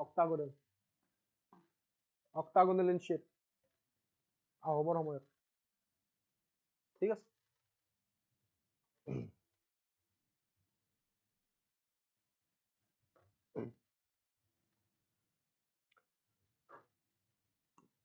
Importance of Buronji. Last topic amar. Importance of Buronji. Buronjir important source or pora. Both besi important because jetia Buronji ehil no. Jetia Buronji ehil source of medieval Assam completely changed. Yar agoloke which is the most reliable source numismatic source. যেতিয়া বুৰঞ্জী আহিল ন, it overshadow the নিউমেছমেটিক source বা বাকী সোৰ্সবোৰ, archaeological source, ঠিক আছে, ইপিগ্ৰাফিক source, নিউমেছমেটিক source, লিটাৰেসি source, এই গোটেইবোৰক অভাৰশ্বেডো কৰি দিলে কোনে? বুৰঞ্জী। ক্ৰনিকলছৰ লগত আমি ইয়াক তুলনা কৰিব পাৰো, ঠিক আছে। চাও আহা বুৰঞ্জীৰ বিষয়ে। With the coming of the Ahom, আহোমৰ আৰম্ভণি যেতিয়া আহিল তাৰ পিছত began a procedure of keeping records of all event of the time. সেই সময়ত যি যি ঘটিছিল তাৰ ৰেকৰ্ড ৰাখিবৰ যিটো প্ৰথা সেইটো আৰম্ভ হৈ গল যেতিয়া আহোমসকল আহিল। আহোমসকল অহাৰ পিছত যেতিয়া আহোমসকল আহিল, ৰেকৰ্ডবোৰ ৰাখিব, কোনবোৰ ৰেকৰ্ড? ইভেন্টবোৰৰ ৰেকৰ্ড ৰাখা আৰম্ভ কৰি দিলে। আৰু ক'ত ৰাখিছিল? In a class of document, class of ডকুমেণ্টত ৰাখিছিল, যাক বুৰঞ্জী বুলি কোৱা হয়। তো আমি ক'ব পাৰো বুৰঞ্জী were the document where records were kept of different event of the medieval Assam. They are so numerous and voluminous, বহুত numerous আৰু voluminous, মানে গোটেইবোৰ বস্তু যিমান পাৰে, কাৰণ এনেকুৱা কিছুমান বুৰঞ্জী আছিল য'ত সামাৰী হিচাপত ইভেন্টবোৰৰ বিষয়ে কৈ কিছুমান এনেকুৱা বুৰঞ্জী আছিল, মানে কিছুমান এনেকুৱা বুৰঞ্জী আছিল য'ত এটা এটা ইভেন্টৰ বিষয়ে লিখা থাকে, কিছুমান এনেকুৱা বুৰঞ্জী আছিল য'ত গোটেই ইভেন্টৰ কথা একেলগে লিখা থাকে, ঠিক আছে। তো it was numerous and voluminous that they overshadow the primary source like archaeology and numismatic. মই অলৰেডি ক'লো বাকিবোৰ সোৰ্সক, বাকিবোৰ যিবোৰ সোৰ্স আছিল তাক overshadow কৰি দিলে medieval আসামৰ কোনে? বুৰঞ্জী।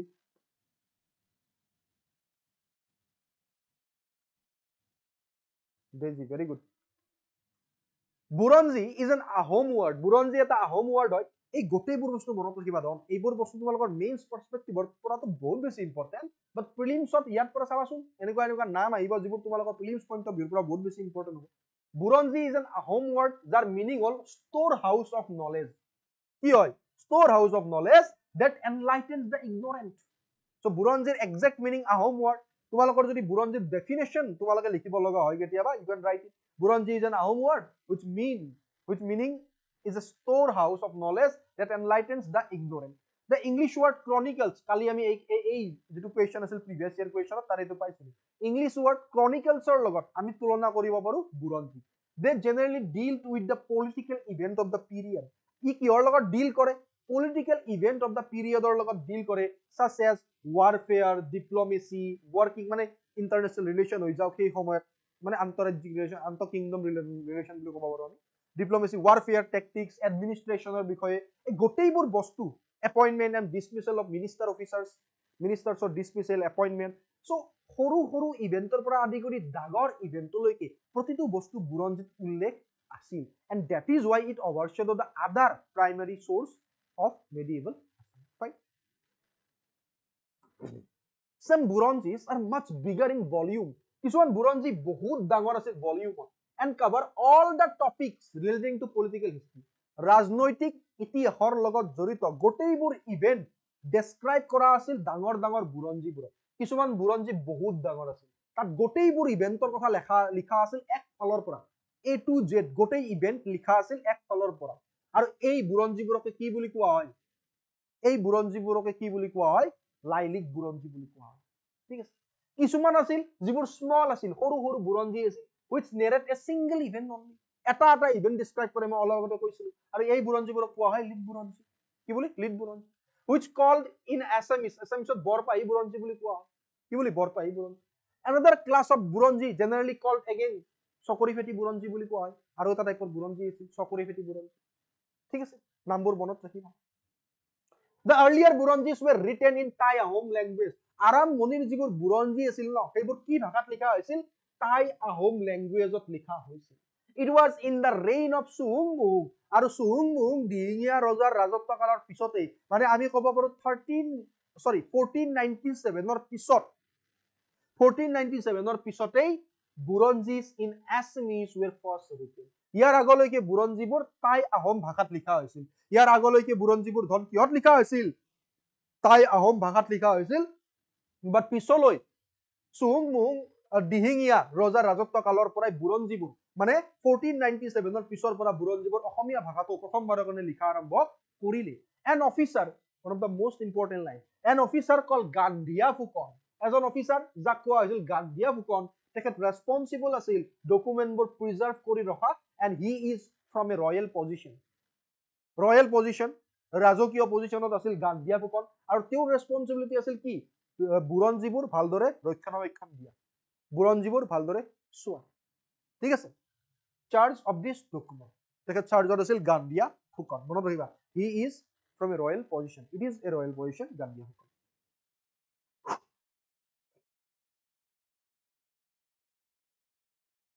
ঠিক আছে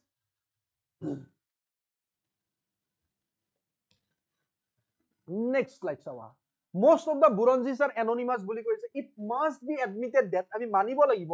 the Buronjis at large were official record as they were subjected to governmental scrutiny from time to time কৈছে যে বুৰঞ্জীবোৰ এনেকুৱা অফিচিয়েল ৰেকৰ্ডছ আছিল যিবোৰ মাজে মাজে গভৰ্ণমেণ্টেল স্ক্ৰুটিনি হৈ আছিল সময় সময় a number of Buronji written in Assam have been published by the Department of Historical and Antiquarian Studies Assam Department of Historical and Antiquarian Studies Assam তেখেতসকলে পাব্লিছ কৰিছে বা এই ডিপাৰ্টমেণ্টে পাব্লিছ কৰিছে বহুত বুৰঞ্জী 1931 চোৱা দেওধাই আসাম বুৰঞ্জী 1931 কোনে এডিট কৰিছিল এছ কে ভূঞা মনত ৰাখিবা বংশৱালী কি হয় is a genealogical account of Ahom ruler it is a genealogical account of Ahom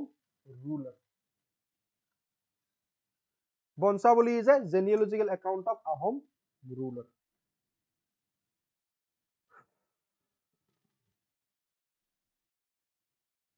ঠিক আছে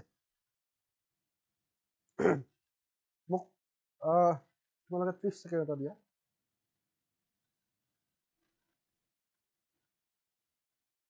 সেকেন্ড দিব পুরাপুরি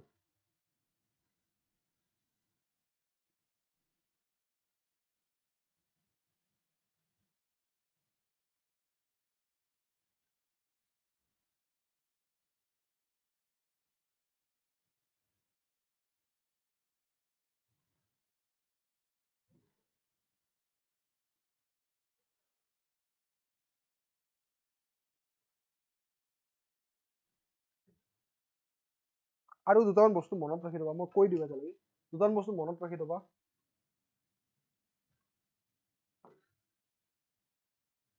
okay so the Kamrupar Buronji which was compiled towards the end of the 17th century 17th century শেষৰ ফালে 17th century শেষৰ ফালে মানে 1600 and almost 80 ৰ পৰা 1700 ৰ ভিতৰত কামৰূপৰ বুৰঞ্জী কম্পাইল কৰা যায় আৰু এই কামৰূপৰ বুৰঞ্জীত কিহৰ বিষয়ে উল্লেখ আছে জানা it is very important source for the study of Assam war with the Mughal মুঘলৰ লগত যে 17 বাৰ আহোমৰ যুদ্ধ হৈছিল তাৰ বিষয়ে আমি কামৰূপৰ বুৰঞ্জীৰ পৰা গম পাবলৈ সক্ষম নেক্সট বহুত ইম্পৰ্টেন্ট দা তুংখুঙীয়া বুৰঞ্জী 1696 ত লিখা হৈছিল তুংখুঙীয়া ক্লেন আছিল ন আহোমৰে এটা ক্লেন আছিল তুংখুঙীয়া ক্লেন গৰধৰ সিংহ তো তুংখুঙীয়া বুৰঞ্জী 1696 was written towards the close of the Ahom rule Ahom ৰুলৰ শেষৰ ফালে মানে আহোম ৰুল অন্ত পৰিব আৰু তাৰ শেষৰ ফালে আহোম কেবিনেটৰ এজন মিনিষ্টাৰ শ্ৰীনাথ দুৱাৰা বৰবৰুৱাই কি কৰিছিল তুংখুঙীয়া বুৰঞ্জী লিখিছিল 1696 ত মনত ৰাখিবা 19th century আগভাগত 1801 ৰ পৰা 1830 ৰ ভিতৰত কাশীনাথ তামুলী ফুকন আৰু হৰকান্ত শৰ্মা বৰুৱাই কম্পাইল কৰিছিল দুখন বুৰঞ্জী এন্টাইটেল কাশীনাথ তামুলী ফুকনে কি কম্পাইল কৰিছিল আসাম বুৰঞ্জী সাৰ আৰু হৰকান্ত শৰ্মা বৰুৱাই কি কম্পাইল কৰিছিল আসাম বুৰঞ্জী ৰেসপেক্টিভলি There are many Buronji, যেনেকুৱাকে কাছাৰী বুৰঞ্জী, জয়ন্তীয়া বুৰঞ্জী, ত্ৰিপুৰা বুৰঞ্জী, which deal with the Ahom diplomatic relation. For example, আহোমে ধৰি লোৱা যে যেনেকুৱাকে আহোমে জয়ন্তীয়া সকলৰ লগত যেতিয়া প্ৰতাপ সিংহ আছিল, প্ৰতাপ সিংহক যেতিয়া জয়ন্তীয়া ৰজা, শুনা, কাছাৰী ৰজা জছা নাৰায়ণে কি কৰিছিল?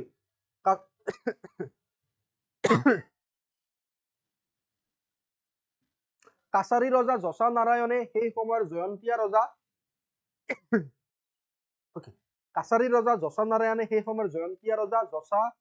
মানিকক কি কৰিছিল বহুত এটেক কৰিছিল তো জছা মানিক ওচৰ চাপিল প্ৰতাপ সিংহক কলে যে মোক সহায় কৰক কাছাৰী ৰজাই মোক বহুত ডিস্টাৰ্ব দি আছে কাছাৰী ৰজা জছা নাৰায়ণক এটেক কৰিলে প্ৰতাপ সিংহ কিন্তু ভুল মানে দুৰ্ভাগ্যবশতঃ প্ৰতাপ সিংহ হাৰি থাকিল তো এনেকুৱা ধৰণৰ ৰিলেশ্যনবোৰ ঠিক আছে এনেকুৱা ধৰণৰ ৰিলেশ্যনবোৰ বৈবাহিক সম্পৰ্ক হৈ যাওক বা বেলেগ ৰিলেশ্যন হৈ যাওক বন্ধুত্বপূৰ্ণ ৰিলেশ্যন হৈ যাওক সো এনেকুৱা ৰিলেশ্যনবোৰ এতিয়া যদি ত্ৰিপুৰা বুৰঞ্জীত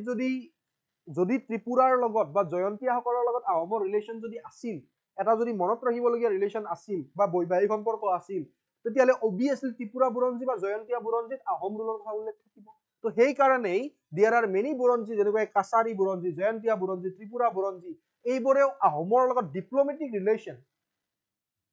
ঠিক আছে, ডিপ্ল'মেটিক ৰিলেশ্যন, আহোমৰ diplomatic relation with Tripura, with Jaintia, with Kachari ইয়াৰ বিষয়ে ডেছক্ৰাইব কৰে। ঠিক আছে, ঠিক আছে ডন, আই হোপ তোমালোকে এই বস্তুখিনি গম পালা। মোৰ এতিয়া লাগিল ভাগৰ। কথাটো হ'ল কি আজি আমি মেডিভেল ইণ্ডিয়ান হিষ্ট্ৰী আৰু মডাৰ্ণ ইণ্ডিয়ান হিষ্ট্ৰীৰ চ'ৰ্চ কমপ্লিট কৰিলোঁ। আজি আমি কমপ্লিট কৰিলোঁ। এতিয়া আমি PYQs পঢ়িম। মই কৈ লওঁ, civil service achievers points CSEP IS একাডেমীয়ে নতুন বেটছ আৰম্ভ কৰিছে GS ফাউণ্ডেশ্যন। যদি তুমি 2026ৰ কাৰণে প্ৰস্তুতি চলাম বুলি ভাবিছা, যদি তুমি APSC বা UPSCৰ কাৰণে ভালদৰে প্ৰস্তুতি চলাম বুলি ভাবিছা, then you can join, because যিটো গ্ৰোথ ইয়াৰ আগলৈকেতো আমি নৰ্মেল বস্তুবোৰ ধৰা জনগোষ্ঠীয় এনেকুৱা বস্তুবোৰ কৰি আছিলোঁ। আমি অপেন ফিল্ডত ধৰা ষ্টুডেণ্টছবোৰক বেছি গাইড কৰিব পৰা নাছিলোঁ। এতিয়া আমি আগবাঢ়ি আহিছোঁ। আমাৰ ইউটিউব চেনেল এতিয়া গ্ৰ' হৈছে, বা আমি ইউটিউবত ভালদৰে ক্লাছ কৰা এই বছৰৰ পৰা, এক বছৰো হোৱা নাই চাগে, যোৱা 8-9 মাহৰ পৰা আৰম্ভ কৰিছোঁ। চ' এতিয়া আমাৰ লাহে লাহে গ্ৰ'থবোৰ হৈছে। তোমালোকে গম পোৱা কিটো লেভেলত আমাৰ টিচাৰ্ছবোৰে কষ্ট কৰে। GS ফাউণ্ডেশ্যনৰ কাৰণে যদি পিছলৈ ভাবিছা কোনোবা তোমাৰ ফেমিলি মেম্বাৰ বা সম্পৰ্কীয়বোৰ আছে, you can join the GS foundation of CSEP IS academy. The classes starting soon. 500 officer বুলি কৈছে, অলমষ্ট 600 অফিচাৰ পাছ হৈছে 7 yearsত। ঠিক আছে, আৰু যিহেতু অপেন ফিল্ডত নাছিলোঁ, জনগোষ্ঠীয় ক্লাছবোৰ বা তেওঁলোকৰ জনগোষ্ঠীয় ষ্টুডেণ্টছবোৰক, বিভিন্ন জনগোষ্ঠীৰ ষ্টুডেণ্টছবোৰক আমি গাইড কৰি আছিলোঁ। তো তাৰ পৰাই 500-600+ অফিচাৰ লাষ্ট 7 years, আৰু সেইবোৰ বাদ দিয়া, বাট পঢ়াটো মেইন। যদি গাইডেন্সটো প্ৰভাইড কৰা ভালদৰে হয়, তেতিয়াহ'লে অবিয়াছলি, আৰু কম দামত যদি এনেকুৱাকৈ কৰা যায়, তেতিয়াহ'লে অবিয়াছলি ষ্টুডেণ্টছ ছাকচেছফুল হ'ব। Fine, okay, new batches open soon. PYQs, আজিৰ PYQs, তাৰ আগতে মোক 1 মিনিট এটা সময় দিয়া। 1 মিনিট এটা ল'ম জাষ্ট মই। তাৰপিছত আজিৰ যিখিনি PYQs আছে সেইখিনি আমাৰ 10 মিনিটো নালাগে, কমপ্লিট হৈ যাব 5 মিনিট 10 মিনিটত। তাৰপিছত আজি আমি আমাৰ ক্লাছ অন্ত পেলাম ইয়াতে। ঠিক আছে, অহাকাইলৈ আমি বেলেগ টপিক পঢ়িম, মুছলিম ইণ্ডিয়ান। ফাইন,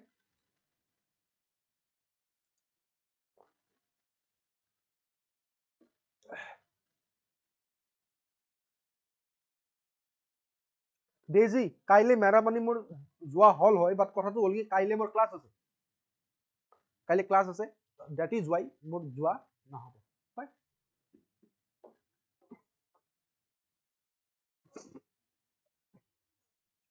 অ'কে, মোক 1 মিনিট এটা দিয়া, মই আহি 1 মিনিটত আহি পাম মই। তাৰপিছত আজি PYQ ডিছকাছ কৰিম। ধৈৰ্য আছে যদি 1 মিনিট এটা ধৈৰ্য ধৰা। মই যিখিনি কষ্ট কৰিলোঁ তাৰ সন্মান বুলি ভাবি ল'ম এইখিনি। 1 মিনিট এটা।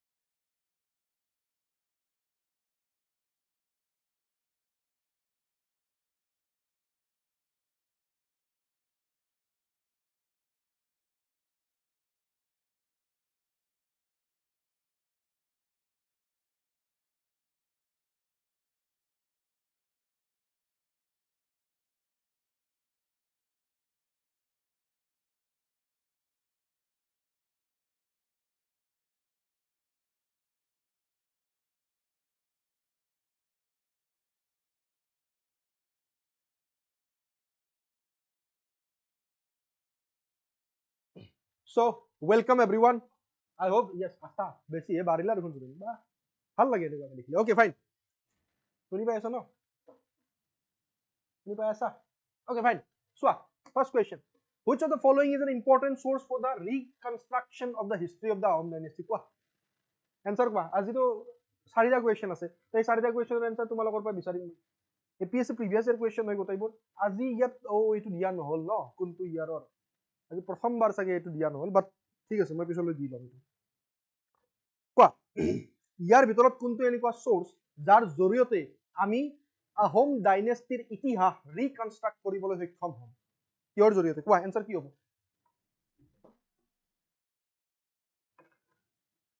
নহল কমেন্টটো কৰতে হবে এটা মোবাইলটো কাম কৰে ধন্যবাদ অফলাইন সেন্টাৰ কোড আছে বিদ্যুৎ অফলাইন সেন্টাৰ আছে গুৱাহাটীৰ বেলেগ বেলেগ জায়গাত আছে মৰিগাঁৱত যদি চোৱা আহতগুৰিত আছে গুৱাহাটীত যদি চোৱা তুমি চানমাৰিত আছে বেলতলাত আছে তাৰ পিছত তোমাৰ জু ৰোডত আছে বেলেগ বেলেগ জায়গাত আছে নলবাৰীত এটা সেন্টাৰ আছিল আমাৰ তাৰ লগতে আমাৰ আৰু বেলেগ বেলেগ জায়গাত আছে সেন্টাৰ ঠিক আছে কোকৰাঝাৰত আছে 1 AM লৈকে পঢ়িলে কি হ'ব বেক বেঞ্চাৰ মই দেখোন ক্লাছে কৰিছিলো 3:30 লৈকে মই ক্লাছে কৰিছিলো APSCৰ আগত মই মাৰাথন কৰিছিলো 3:30 লৈকে মই ADৰ আগত 3:30 লৈকে 7.5 ঘন্টা ক্লাছ কৰিছিলো এয়া 1 AM লৈকে পঢ়িলে কি হ'ব আৰু পঢ়িব লাগিব সো ইয়াৰ কাৰেক্ট অপচন হ'ব আহোম বুৰঞ্জী কি হ'ব আহোম বুৰঞ্জী ঠিক আছে কি হ'ব অবিয়াসলি 1 হ'ব আহোম বুৰঞ্জীৰ জৰিয়তে এইটো আমি আহোম ডাইনেষ্টিৰ বিষয়ে আহোম ডাইনেষ্টিৰ ইতিহাস পুনৰবাৰ আকৌ বনাব পাৰিম হয় না নহয় বিষ্ণু পুৰাণৰ পৰা নোৱাৰো পুৰাণ 18 পুৰাণটো বেলেগৰ আছিল পুৰাণত আহোম ডাইনেষ্টিৰ বিষয়ে উল্লেখ থাকিব নেকি ইয়াজুৰ বেদত থাকিব নেকি কটিলৰ অস্ত্ৰত গোটেই আহোম ডাইনেষ্টিৰ বিষয়ে থাকিব নেকি নাই জাস্ট মেনশন আছে কামৰূপৰ বিষয়ে next the Kalika Puran an important religious text is believed to have been composed in which region Kalika Puran যিখন religious text হয় ধাৰ্মিক গ্ৰন্থ হয় 11th century লিখা গৈছিল 11th to 12th century mainly 11th century মানা যায় it was a religious text is believed to have been composed in which region কোনটো জায়গাত কম্পোজ কৰা গৈছিল কালিকা পুৰাণ অপচন আছে কামৰূপ মিথিলা মগধ বাৰাণসী কোৱাম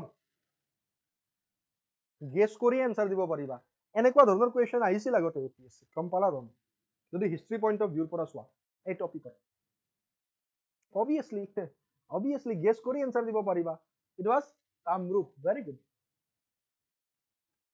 কিয় ভেৰি গুড বুলি ক'ম এইটো এনে সৰু বাচ্চাও পাৰিব নকওঁ very good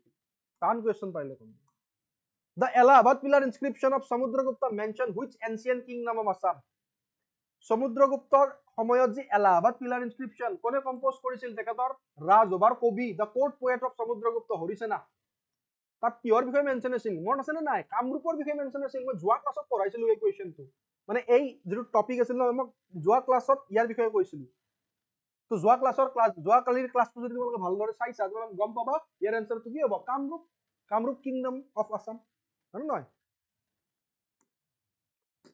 Last question. Which medieval chronicles provides a detailed account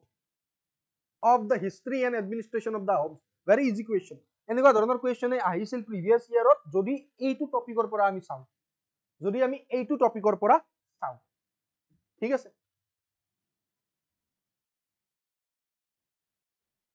যদি আমি এইটো টপিকৰ পৰা চাওঁ Which medieval chronicles provides a detailed account of the history and administration of the Ahoms? কি হ'ব ইয়াৰ আনসাৰটো কি হ'ব ধন তবাকাৰী নাছিৰি আছে তাৰিখ ফিৰোজ শাহী আছে আহোম বুৰঞ্জী আৰু আকবৰ নাম obviously option number C হ'ব obviously কি হ'ব option number C হ'ব that is আহোম বুৰঞ্জী কি হ'ব আহোম বুৰঞ্জী ঠিক আছে okay আহোম বুৰঞ্জী ইয়াৰ কাৰেক্ট আনসাৰ হ'ব ফাইন সো মই এতিয়া তোমালোকক কৈ লওঁ যে যদি তোমালোকে মোৰ টেলিগ্ৰাম চেনেলত জয়েন হোৱা নাই you can join my Telegram channel নাম আছে ধনসাৰ বুলি তাৰ আগতে লাইক এটা কৰি দিয়াচোন তাড়াতাড়ি লাইক এটা কৰি দিয়া ধনসাৰ বুলি আছে টেলিগ্ৰামত যদি ধনসাৰ বুলি সাৰ্চ কৰিলে নপোৱা দেন তোমালোকে @ABHIZITRAJ33 সাৰ্চ কৰিবা ধনসাৰ বুলি পাই যাবা অলমোষ্ট 12,000 ষ্টুডেণ্ট আমাৰ গ্ৰুপত আছে আমি একেলগে আপডেটেড হৈ থাকোঁ যদি কিবা ক্লাছ আহে পিছলৈ বা তাত বহুত এনেকুৱা ফাইল পাবা তোমালোকে ফাইলত যাই বিচাৰিবাচোন যিকোনো তোমালোকক পলিটি লাগে পলিটিৰ কিবা নোট পাই যাবা PDF পাবা PPT পাবা মই পঢ়োৱা তোমালোকক কিবা বেলেগ লাগে তোমালোকে বেলেগ বেলেগ ধৰণৰ বস্তুবোৰ তোমালোকে তাত পাবা ঠিক আছে চ' ধনচাৰ টেলিগ্ৰাম গ্ৰুপত জইন হ'বা ফৰ মোৰ আপডেট APSC লগতে বেলেগ বেলেগ গভৰ্ণমেণ্ট এক্সামৰ ষ্টুডেণ্টছবোৰ আছে তেওঁলোকে প্ৰিপেয়াৰ চলাই আছে একেলগে আৰু মই আজি ধনচাৰ গ্ৰুপটো মানে কেইদিনমানৰ কাৰণে মই স্থগিত ৰাখিছিলোঁ ষ্টুডেণ্টছবোৰৰ বহুত মেছেজ আহে কাৰণে আজি মই আকৌ অপেন ফৰ অল কৰি দিম জাষ্ট তাতে ভালদৰে কথা পাতিবা কাৰণ মই বহুত ডিষ্টাৰ্ব পাওঁ মাজে মাজে কিছুমান এনেকুৱা ষ্টুডেণ্ট আহে যোনে মানে 99 ষ্টুডেণ্ট এনেকুৱা থাকে 100টাৰ ভিতৰত যোনে পঢ়াৰ কথা পাতে কুৱেশ্যন দিয়ে তাৰ ভিতৰত কিছুমানে এনচাৰ দিয়ে এজন এনেকুৱা থাকে যোনে মানে গোটেই মাহলটো খাৰাপ কৰি দিয়ে ঠিক আছে তেনেকুৱা ষ্টুডেণ্ট যাতে নাথাকক মই সেইটোৱে কামনা কৰোঁ ভগৱানৰ ওচৰত ভালদৰে মই অপেন ফৰ অল কৰি দিম এই চেনেলত তোমালোকে ডিছকাছ কৰিব পাৰিবা ঠিক আছে ধনচাৰ টেলিগ্ৰামত জইন কৰা so' with this we end our today's session thank you so much everyone বহুত পৰম বহুত ভাল পোৱা লগ পাম সোমবাৰে আকৌ 9টা বজাৰ পৰা আমাৰ তৃতীয়টো অসমৰ ইতিহাসৰ ক্লাছত য'ত আমি বেলেগ টপিক এটা পঢ়িম মেবি মুছলিম ইনভেডাৰ্ছৰ কথা আমি পঢ়িবলৈ পাম আৰু মুছলিম ইনভেডাৰ্ছ অলপ দীঘলীয়া হ'ব পাৰে গতিকে ভালদৰে একেলগে কণ্টিনিউ কৰি থাকিবা 7 দিনৰ ভিতৰত আমি Assam history will became the master ঠিক আছে আমি মাষ্টাৰ হৈ যাম তো ভালদৰে পঢ়িবা একেলগে পঢ়িম একেলগে আগবাঢ়িম একেলগে ভাল কৰিম তো ভাল সকলোৰে বহুত বেছি মৰম বহুত ভাল পোৱা মোৰ ফালৰ পৰা শুভৰাত্ৰি তোমালোকক ভাল হয়তো বহুতেই খালা মই এতিয়া গৈ বনামে তো থেংক ইউ সো মাচ আজি শনিবাৰ শনিবাৰ ৰাতি মুझे नींद नहीं आती टाइप হ'ব নিদিবা শনিবাৰ ৰাতি কিবা অলপ ফূৰ্তি কৰা সিৰিজ বা ফিল্ম যদি কোনোবাই ভাল পোৱা চোৱা অলপমান চাই ভালদৰে শুই যোৱা আকৌ কাইলৈ ৰিভিজন দিবা এই উইকটোত যি পঢ়িলা নেক্সট আকৌ কণ্টিনিউ ৰাখিবা ব্ৰেক হ'ব নিদিবা পঢ়াত যিদিনাই ব্ৰেক হ'ব যিদিনাই গম পাব যে তোমাৰ যিদিনা ব্ৰেক হ'ল তাৰ লগত আকৌ দুদিন গুচি গ'ল ব্ৰেক হ'ব নিদিবা পাৰ্চিভাৰেঞ্চ কোৱা হয় যে ষ্টুডেণ্টছ এছপিৰেণ্টৰ জীৱনত বহুত ইম্পৰ্টেণ্ট ভালদৰে পঢ়ি থাকা জীৱনটো ভালদৰে জীয়াই থাকা ছাকচেছফুল হোৱা মোৰ বহুত বেছি আশীৰ্বাদ থাকিল so' thank you so' much everyone শুভৰাত্ৰি সকলোকে বহুত বেছি আশীৰ্বাদ আৰু শেষত জয় অসম